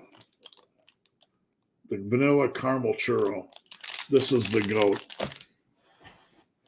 Brett, never say sorry for questions, man. I'll stay here all day. Ask all the questions you want. Is there a way to speed up losing belly fat, lowering calories? Calorie deficit, calorie deficit, calorie deficit, and give up booze for a while. But fat is just calorie deficit. The only way to speed up is to go into a deeper calorie deficit. Fat chick in a barn. I was once the Doritos and Netflix person. Looking back, I don't understand how I could have done it. Yeah, I mean, sometimes in life we kind of slip into those periods, and it's okay for seasons, right? Sometimes we need seasons in life where we don't need pressure.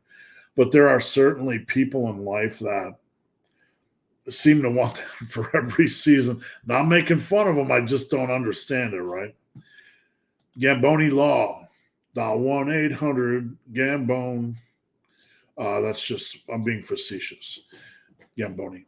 5 sets of 20 squat. Jesus. Sorry. I got debilitating soreness thinking of that. 5 sets of 2 to 3. How do you do that?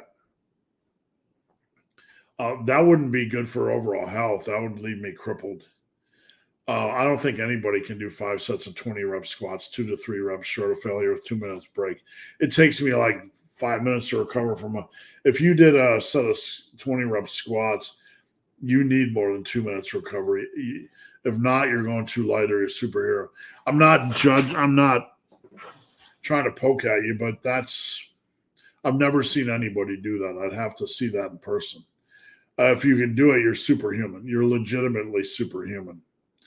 But cardio health, aside from the fact of what the relative weight is, let's say you're doing 5 sets of 20 rep squats and it's elevating your heart rate. That's good. You need some work during the week that is elevating your heart rate. So that's a good thing. What do you think is better for overall cardiovascular health? And well, body composition is going to come down to calories. So that's probably going to cause a elevated heart rate for a while. But over the course of a week, it's not going to be contribute to a substantial calorie deficit. So I don't use resistance training to lose fat or for cardiovascular health. I'm just being honest with you. That's backwards. We use that for body composition. And body composition builds strength and a sturdier metabolism over time. So I don't use weightlifting for cardiovascular health or body composition. Diet is for body composition. And for cardiovascular health, you'd use other forms of non-resistance training, or when your resistance training was done for muscle building, then if you want to add in lighter stuff like this for your cardiovascular health, you could. Does that make sense? Josh, I have bad elbow pain in one arm that makes it hard to progress on bicep curls. What can I do? I need to know where the elbow pain is. If it's the inside of your elbow right here, that's elbow tendonitis, and you need to use VersaGrip Pros on all your pulls and holds. If it's not elbow tendonitis, you need to see a doctor. It's as simple as it goes. If you have pain that prevents you from doing something, you need to see a doc, because I am not a doc. On kneeling waiter curls, first off, I would get on some knee pads and put your knee pads on and get on a couple of yoga mats and then I'd probably get some dancing girls around you, right? Some good music, going on, some good Zumba music. Boom, boom, boom, boom. Get you in the mood. Doom or Duke Nukem. I've never played either of them, to be honest with you. I get motion sickness from many video games, so things that don't give me motion sickness: Shadow of the Colossus, God of War. I was able to play Skyrim. Ian Graham White, thoughts on one set of conventional trap bar deadlifts per week on 2 to 3 reps in reserve. You never want to take deadlifts to max reps, so that's a good thing. One set is okay, but 3 sets of RDLs, that works a whole different thing. There's nothing wrong with that. In the context of a program, that should be fine. I hope you're having a great day. What advice and exercises would you give a senior citizen for strength training? First off, I don't know much about you, but what I would probably say is that you want to focus on machines and dumbbells as much as possible. Machines and dumbbells. I wouldn't do any spinal loading. I probably would not do squats or deadlifts unless you are really in good shape. And I don't know what kind of shape you're in. But if you're going to do deads, I'd probably do hex. Instead of doing front squats, I'd probably do like a leverage squat, pendulum squat, leg press, or hack squat. That's where I would start. Dumbbells and machines, dumbbells and machines. Thoughts on Stan Efferding's stuff? I don't know his stuff, to be honest with you. I have seen a couple wacky things come from Stan lately, non-lifting, like the overemphasis of the importance of fat loss on sleep. I don't know why. Most of us are sleeping okay to begin with. If you're not, and you're worried about fat loss, I don't know. Some of the stuff he posts lately has been a little bit confusing to me. I'll leave it at that. Big Dan. What exercises do you recommend to strengthen the lower back? Time. I need to know more about your program, but we can't overwork the lower back. We're already overbaking the lower back as it is.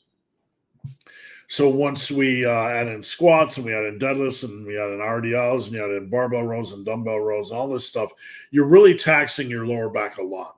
You need to give your lower back time to get up to strength, up to speed. It's one of the smaller muscle groups in the body. It's weaker compared to the hips and hamstrings and glutes and upper back and quads. And it's being dominated by these big bullies. So we need to give it time. Does that make sense? We don't want to add in, if our lower back's getting beat up by these exercises, we don't want to add in more work. We don't want to add in more work. We need to give it time. So I need to know more about your programming and what's causing the issues. But one of the worst things we can do is when our lower back is feeling fatigued from squats or deadlifts or RDLs is to add in more lower back work. One of the best things we can do is work on form on our big lifts and then give it a little bit more time. Chris, sorry that phrase came, no worries. But you answered it well. Thank you.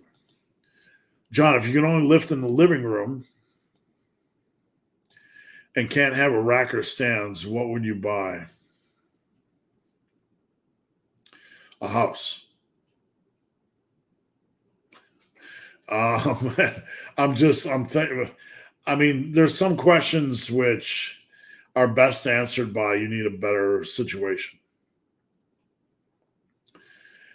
Like if I can only lift and I can't have a rack or stands, all you really got is dumbbell.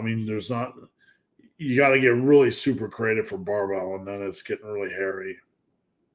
You can do RDLs, you can do barbell rows, you might be able to pull off landmine rows. There's stuff you can do, but you're going to need the same equipment anybody else does. a dumbbell and barbell. What I would honestly do is I would buy a gym membership. I don't know your situation. I'm not trying to be a smart ass, but there's some situations where the best answer is simply the best answer. I need to know more though. Do you have experience with muscle inhibition after an injury, say in the lower back? I need to know more specifically what you mean. Like after an injury, a muscle just doesn't want to get back up to speed. Are you a fan of weighted back extensions? Not generally. I don't like to overwork the lower back. Buddy boy, come here, buddy. They're asking about you. Come here, buddy. Come here, buddy. Come on, buddy. Come on. I can't pick you up if you don't get up here. All right, they're asking about you. There, now you're back up. No, I'm not a fan of overworking the lower back. It's not like I'm not a fan of good mornings. You can do those. I used to do those after squats. I think when you do, what's wrong, buddy boy? What's wrong? What's wrong? What's wrong? I used to do good mornings after squats. I think when you do them after squats, you're lowering the weight a little bit, and it's kind of a natural progression. But just be careful about overworking the lower back. There's nothing wrong with them, but don't overbake the lower back. Are there any lift names you don't like or find particularly stupid? That's a good question. Are there any lift names you find particularly stupid? Not offhand. Not offhand. I can't think of one. If you guys think of any, just drop it in the comments. I'd like to hear it. Elbow aches during dumbbell curls, but not easy bar curls. If it's inner elbow, it's elbow tendonitis. If not, the only thing I can say, Tim, is avoid that exercise. Over the years, there's been some exercises that have bothered my elbows or forearms or various things. And it kind of, they kind of came and went. So, all you can really do is, switch to something that doesn't bother you. And go Team Massive. Thank you, Tim. Do you think there is much value in using bands after lifting to get blood in the muscles? No. Biggest thing you can do to aid recovery is get in your food and water and get the recovery process started. The time investment versus what you're going to get out of this stuff is trivial, is minimal. I mean, it's just not worth the time investment. And I think, I don't know what wrestlers do, but the best thing you do post-workout is get the food in your system, get the glycogen in your system. Jordan, my squat is really weak. Any tips on improving it so I can lift heavier? Patience and let me look at form. And make sure you're on a good quality bulk. Those are the pillars. I don't know where you're at, but those are the pillars. W. Dale, I remember them old muscle and strength days. It seems like just yesterday, but I think I came to Ohio almost 8 years ago. I left muscle and strength. Can you please post your video material? Yes, sir. I will try to do that this weekend. I work out 7 days a week, but seeing videos popping up in my feed about working out less, like twice a week for better. Well, 7 days a week's a lot, dude. I mean, I'm going to be honest with you. I don't know how hard you're training, but, I'd like to look under the hood a little bit. But let's say you're outside training 7 days a week and training hard. Forget this shit about working out less. I mean, these people just chasing these arbitrary minimums. Forget it. Do what you love, man. As long as you're recovering, don't fall into this optimization. I got to do X, Y, or Z to be optimal. It's stupid and misguided, and it's a lie. Morning, I did some incline bench press yesterday, and my front delts are pumped. That's normal. That just means you have. I'm not being critical here. I mean, that means you're a beginner. Because when we are a beginner, our front delts are almost automatically weak, and they're going to get hit hard. That's part of the strengthening process. Just because you can't feel a chest pump doesn't mean your chest isn't working. So don't worry. Forget feel. Focus on form and progression on a wide variety of exercises, and you are going to get big. Stan, have you ever met Alan Thrall? No. Alan made a video making fun of me once. I was training with the strongest man in the world, Donnie Thompson. And I'll forgive Alan. I was training with the strongest power lifter in the world at the time, Donnie Thompson. And I had been using knee wraps, exclusively for like 8 years prior to that. And Donnie had me take the knee wraps off. And when the strongest power lifter in the world tells you to do something, you do it. Well, I severely strained my meniscus. Okay. So that's what happened. And I'm blaming Donnie, but that's simply what happened. So I started doing my knee wraps again, and I wore knee wraps on everything, on all my warm-ups after that point. Every warm-up set with the bar, like my meniscus was severely strained. So I made a squat video teaching people, I don't know, about hips back or whatever for YouTube. And somehow I got passed along to Alan, and he started making fun of me for using wraps on light warm-up sets, completely out of context. Now, was it a classless move? Yeah. Should Alan have, understood the context? Yeah. Do I hold it against him? No. Have I done something like that? Probably. So that's my only experience with Alan. He made a video basically mocking me, but have I had clients that trained at Alan's gym? Yes. Have they told me some interesting stories? Yes. Will I ever bring them to public? No. What are you doing? Come on. Be a good boy. No, you can't do that. Great job. Learn something every week. Thanks, Thomas. I appreciate you joining in. Neo, what's going on, Neo? Please upvote. What we got craziness going here. Bluegill Greg, cut from 85 to 176 in 6 weeks. 65 years old. Young. Keep going, man. You guys want a rant? You guys want a little bit of a rant? You want a rant? Who wants a rant? A little bit of a wee little rant. Let me pull up Instagram. I want to show you guys something. Just give me 1 second to find this picture, okay? 1 second. 1 second. Let me find it. Okay, so I think I found it. Let me come back. Let me do the thing, get rid of the thing. Okay, let me present the screen share here. Where are you at? Where are you at? Why can't you find it? Oh, you are.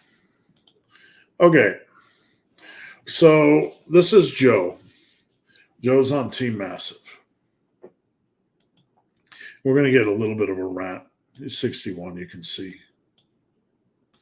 Let me just shrink that a little bit so it fits better. So I posted this because I respect Joe. I follow Joe. Joe's a Team Massive guy. I post this. Joe's 61. And we get 452 comments. Not really. We get a lot of naive comments about TRT. So, Joe made amazing progress. Is Joe the most ripped? No. Um, is Joe the most muscular? No. Is what he did commendable? Hell yes. That's hard work. We get these comments about Joe, and they're like digging on him like TRT. Joe's not that big, right? This is what Joe looks like. But people take one picture out of context, right? And they're busting Joe's balls for TRT. Do you think this is TRT, guys? Joe trains hard. Joe, every day Joe's doing this every day, right? He's 61. What pisses me off in this industry is when you get a guy like this that makes a transformation and you have people that don't respect the iron,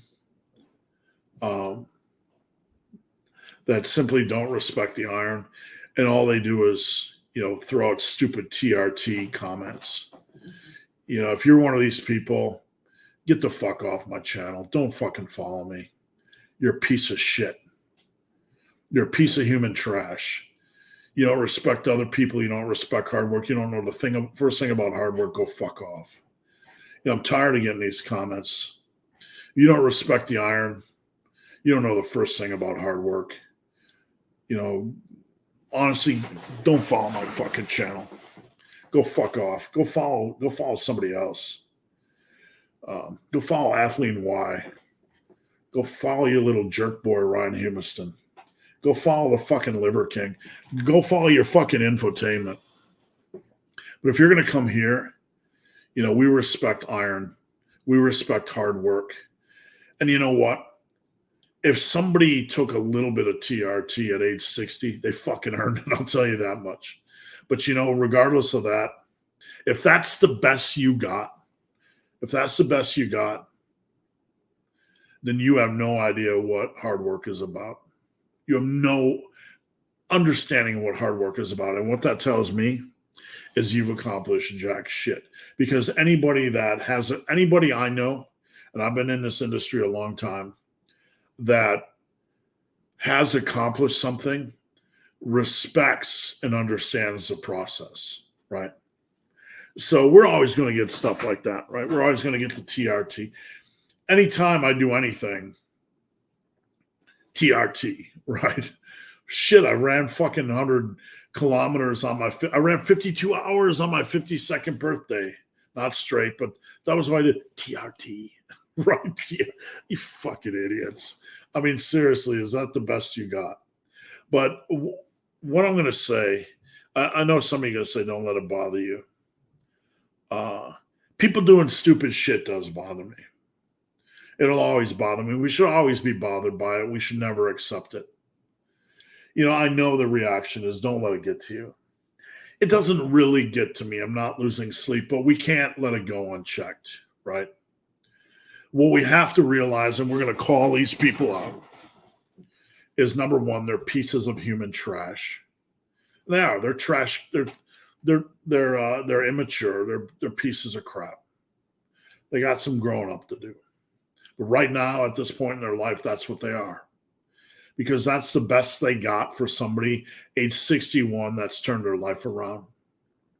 Right? That's the best they got. That's the best. They can't be supportive. They can't say, way to go. They think it's all drugs. Are you kidding me? But the other thing is people like this, anybody I know that's accomplished anything appreciates the process. Appreciates the process. They know what it takes to go from point A to point B. And if you think it's just drugs, I can tell you've never accomplished anything in your life. So if you are one of these people that left a comment on Joe's photo, either on Instagram or here, and just said TRT, go fuck off. Unfollow. Don't ever come back. All right. 5'10", 160, a bit weak on my deads and bench. Keep bulking. What other option is there, my man? I'm not being hard, Josh, but I was like 160 ish when I started. You're super light, and that's not a slap at you at all. But there's no other option. I mean, if you want to be muscular, you need to get up to 5'10, 180, 185 over time. So that is the only option.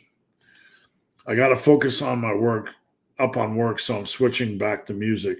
We'll watch. Thank you, Chris. Appreciate it. A pound to go. Got that. Good luck. Can see for the first time development. Good, man. You're doing great, and you're at a good place with your weight. So well done. Stan, what type of car do you have? Let me see. Let me see if I can get it. I'm waiting until I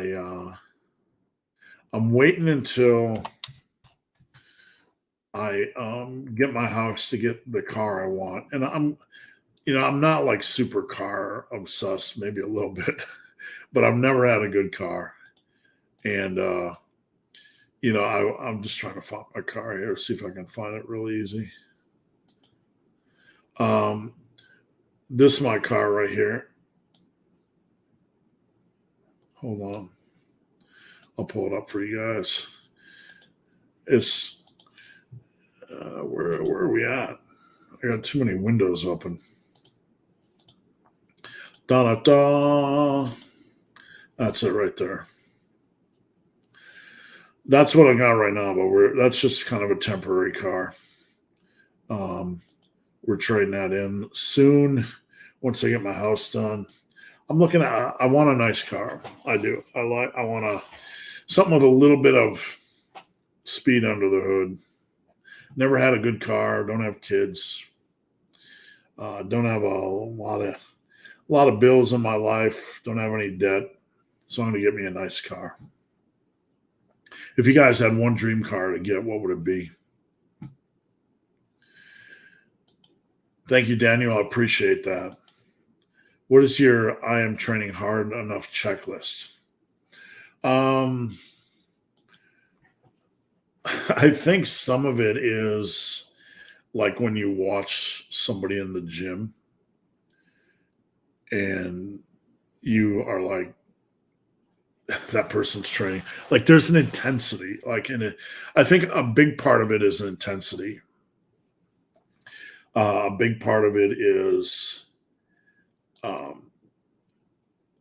are you just in? Like, are you just mentally in on the process? Like I'm locked in. Not every day. It's not every day we're locked in. We're not machines. We can't be perfect every day, but for the most part, are you locked in?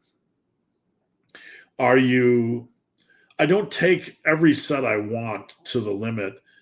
There's some days where I cop out and I'm like, I know I stopped one rep sooner than I could have on bicep curls, but at least I have an awareness, right? And there has to be some degree of doing something you don't want to do on that day. Whether it's the weight or the one more rep. I know this isn't much of a checklist. Quickly. Good boys. We gotta hurt a turtle. What is your favorite Avenger and what is your favorite film in the Marvel franchise? That's a good question. I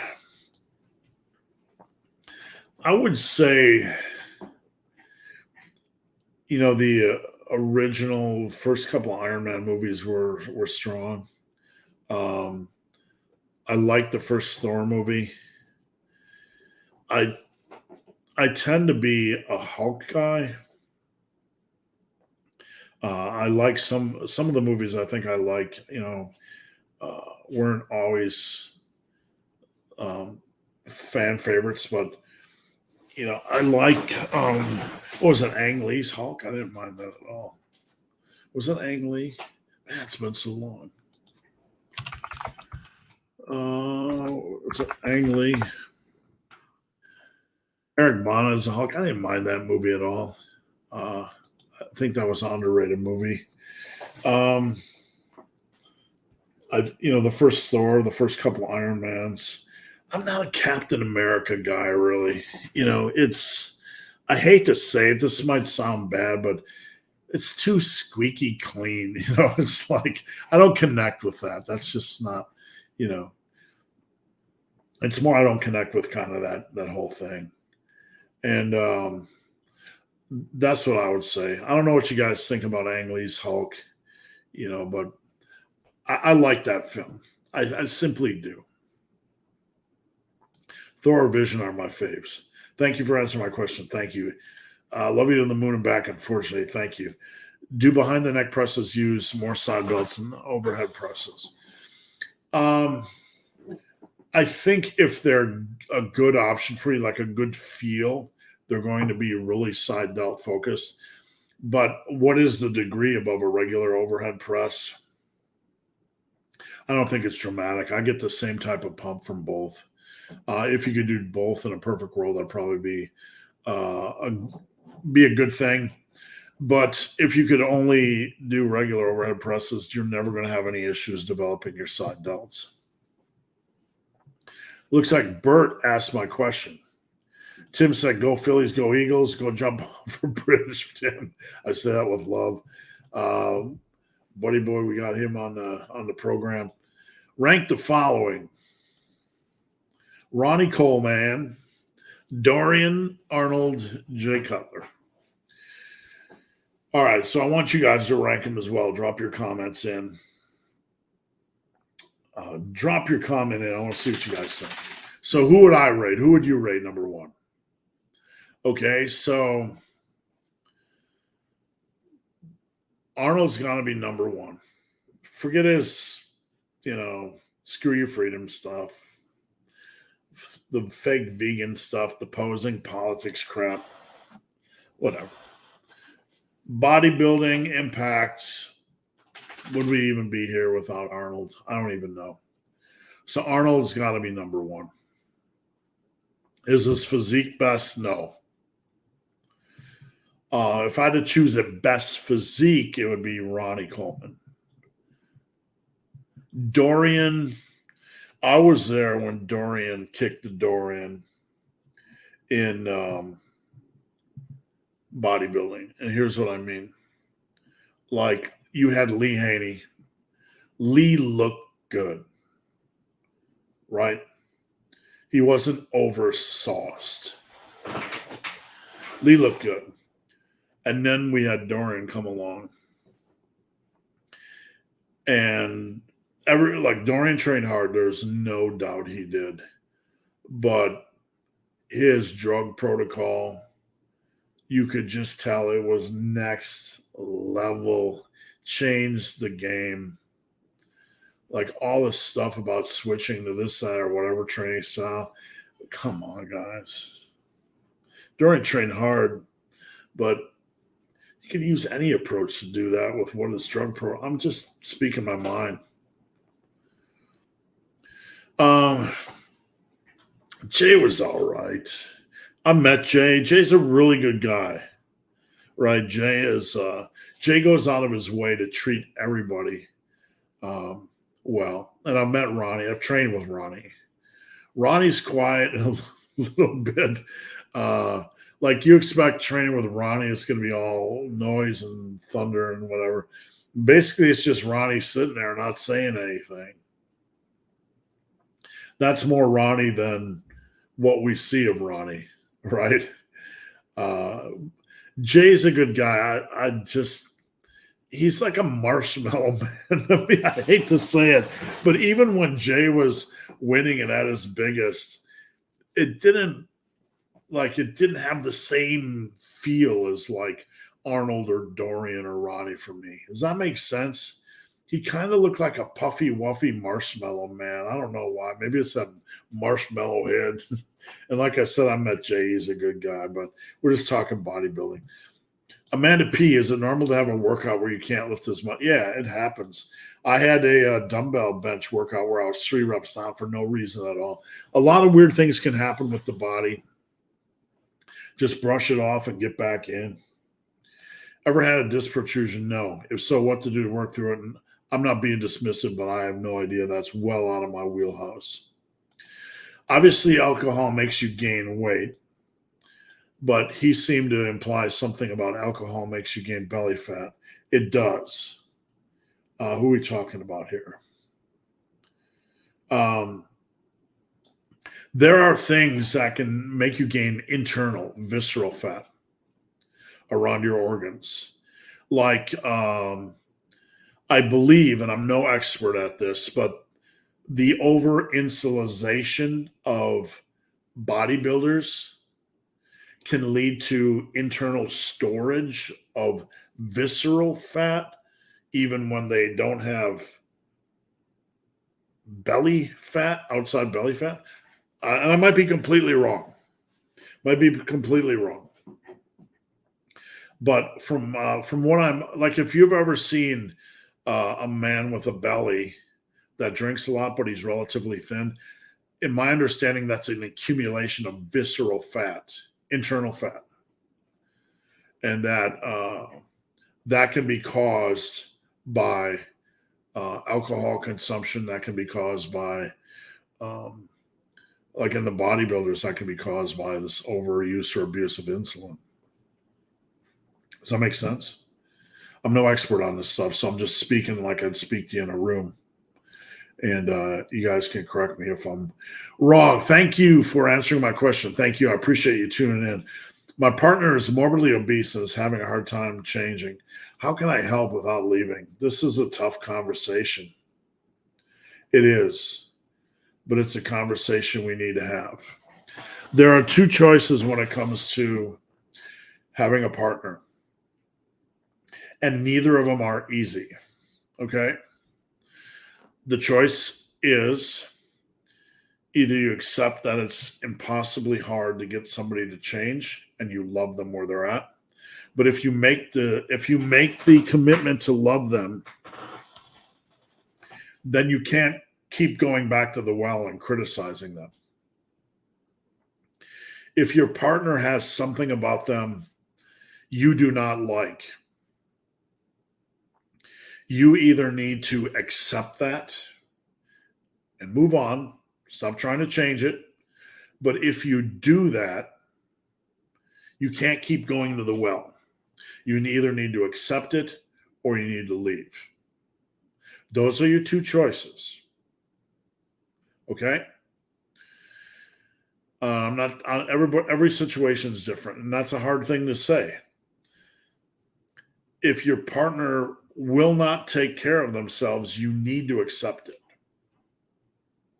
That doesn't mean you can't be open about your feelings. You should be able to be open about your feelings.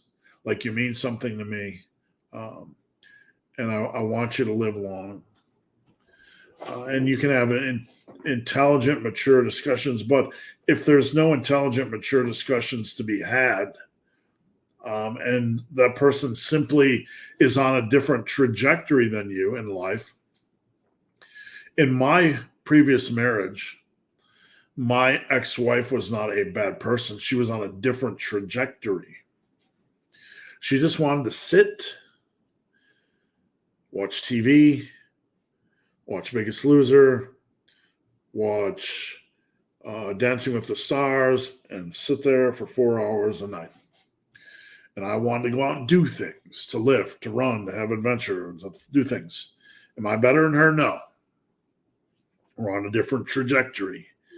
And over the years, I learned she did not want to exercise. She did not want to do this stuff. I had to make the decision. Do I leave? If I decide to stay, I can't spend the rest of my life trying to change that person, right? Because that person's on a different trajectory. So basically, if you stay, you need to stop bitching and just love the person where they're at. If you are unable to do that, then you probably need to leave. And leaving is a hard word to hear, leave. But that's the decision each of us has to make. But if you stay, you can't bitch or be angry about your partner's decisions every day because you decided to stay. Does that make sense? Thank you, Brett. I appreciate it. David, I sometimes strain a tendon on my ring finger. It happens, man. I mean, lifting is lifting. Lifting is always going to strain, pain, ache something. And I'm not saying everything it does is okay or good. But man, this is physical. This is physical. It's war. Something's going to get nicked and something's going to get dinged. And that is okay. As long as it's not ongoing and prevents you from doing stuff. Some things just happen. Thanks. I hope my rant wasn't too annoying. If you were to speculate how much arm growth comes from, I would say 70 to 80% comes from compounds, maybe as low as 60. Some guys are really big on isolations, but they're still nailing their compounds. Maybe even sometimes as low as 50. But I would say in nearly every case, have I ever seen anybody with big arms that was benching 135? No, because they don't exist. They kind of exist in synergy. But I would say if you just tried to build big arms, you would eventually have to get something strong. You'd have to get close grip benches strong. You'd have to get something strong. Right. Paul said, Joe's my hero, mine as well. Get him out of here. That's right. If you're just here to criticize or shout TRT, go over to somebody else's channel. Does the definition in your arms that you lose from a tattoo sleeve? Oh, that's a good question. I only got one arm left to show off the cuts. But I don't know, man. That's a question I've thought about. It sounds silly, but like if you get an arm sleeve, but you're also ripped and you got big arms. I don't know, man. That's a tough question. That's a good problem to have, though. Blaine said the R8, RS7, good cars. I'm 6 foot 192, 58, been lifting for 20 years, in the middle of my first real bulk. It's a little uncomfortable. Yeah, I know. Like the older I get, Marvin, the weirder it being super full feels. I don't like that feeling. Like one of the contributors to me no longer binge eating is I simply don't like to feel overfull. And look, I'm going to say this, and we're all adults, so we can deal with it, right? And I want you guys, this is going to sound a little bit tongue-in-cheek. This is going to sound a little bit uncomfortable for some of you to hear, but we need to say it. If you are feeding yourself so much that you can't comfortably have sex with your partner, you have to really spend some time in reflection. I was there when I was a binge eater. I have a wonderful wife right now, and sex is an uncomfortable thing to talk about, but we need to have these discussions. If you are eating so much that you couldn't have comfortable relations with your partner, you got some stuff to fix, my friend. There is some stuff going on that you are legitimately choosing food over your relationship. You are. That's legitimately what you're doing. That's abusive. That's what I consider the abusive level of food intake. Now, can we do this on Thanksgiving? Yeah, I mean, we're not going off on Thanksgiving going, I'm going to have a Thanksgiving meal and then go home and have sex, right? And doing this a couple times a year, that's normal. That's okay.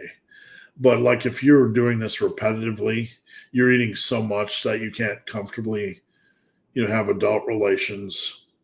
That's trouble zone. Guys, we got a last call for questions. We got a few in the queue. So Post them up now. If not, we're going to be hopping off at about 2 hours and 30 minutes. Am I foolish for never doing side delt raises? No.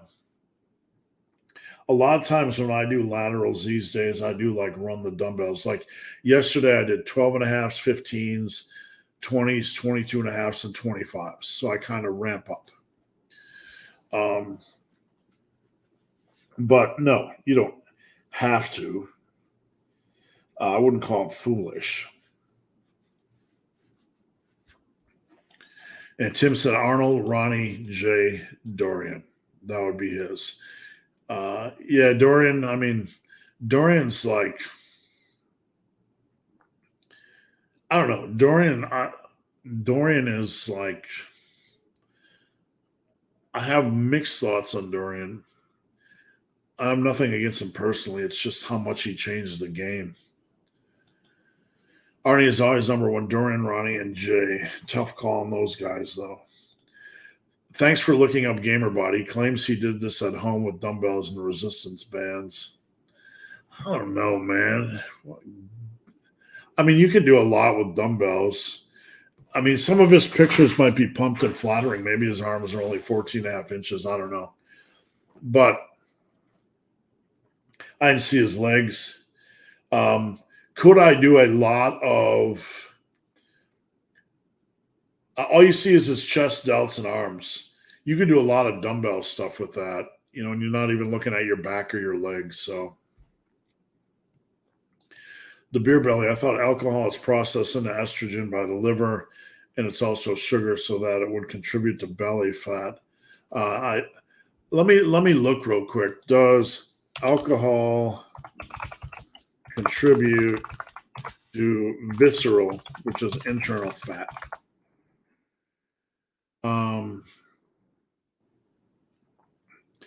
An alcohol belly is basically an increase in belly fat that's linked to drinking a large amount of Here's the national. Let me pull this up for you guys. For anybody that cares, we're about out of here anyway. So let's just share some screen and talk about booze for a minute, shall we? Moderate alcohol consumption and its relation to visceral fat and plasma androgens in healthy women. Okay. Objective: to study the interrelations between alcohol intake and fat distribution. A random sample of 87 women, age 38, with a moderate alcohol consumption. After adjustment for BMI, cigarette smoking, and physical activity, significant differences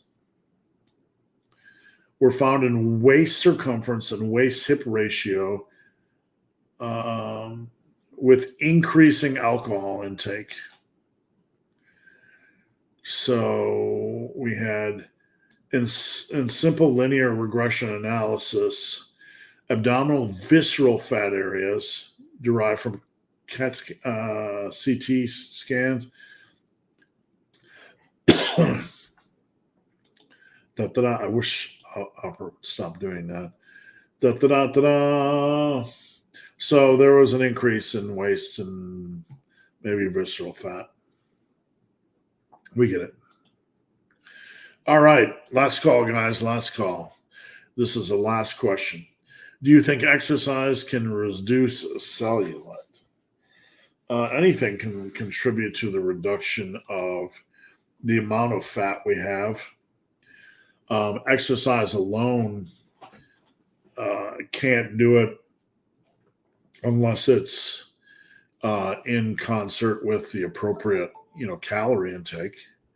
So, all right, guys, there we have it. That's it. Don't go yet. Don't go yet. Before we go, just a reminder, please head over to Instagram, @thebarman. Follow me. I'm posting up a lot of content, and I'd like to connect with you on that social media. If you need coaching, check out superlivingtoday.com. Check out the coaching tab. I have tons of workouts, tons of apparel. I have whey protein. I have creatine. I'm not trying to be a supplement company, but I have very good products. And if you want to put $5 in my pocket, not support a big company, check them out over here. And don't forget to join Team Massive Iron Deadlifting.com. Have you decided your Europe tour countries yet? No. I'm going to sit and decide where I'm coming. I'm going to get a general sketch. I'm going to look at a time of the year. I'm going to look at a budget. And I will carve those in the stone officially after November 13th when I move into the new house. But next year, I'm going to be traveling a little bit. I want to meet with you guys. I want to train with you guys. So come hike the whites with me. I'm going to at least do a couple places in the U.S. where I'm not sure, but it's going to be the sort of thing where we can get together for a training, time to train, a little bit of a seminar, maybe a hike and a big meal and some booze. For those of you guys that want to stick around, maybe some time together in a cabin. When I did the Massive Iron Retreat, we had a huge cabin. We spent $300, $400 a night, or whatever it was. It was probably more than that. But that was on me. And all the food you could eat. Food was all there, accommodations there, and we had a lot of good times. We had good times during the day. Then at night, we gathered and we just smoked cigars. We had drinks. We grilled out. We just had a blast. So I'm looking at at least two places in the U.S. next year, if not just driving around a little bit, maybe one day here, one day there. And then I'm looking at least Scotland and England, and trying maybe to get beyond. I have a lot of clients in other countries, Ireland, Belgium, you name it, all over the world. I've clients. Tim said New Jersey. Lead from the front if your partner doesn't want to change. That's all you can do. I'm doing your Massive Six program. I didn't realize it was full body when I started. I'm surprised how much I like it. That's good. All right, guys. Thanks you. We'll see you next week, and appreciate your support. Have a good weekend. It's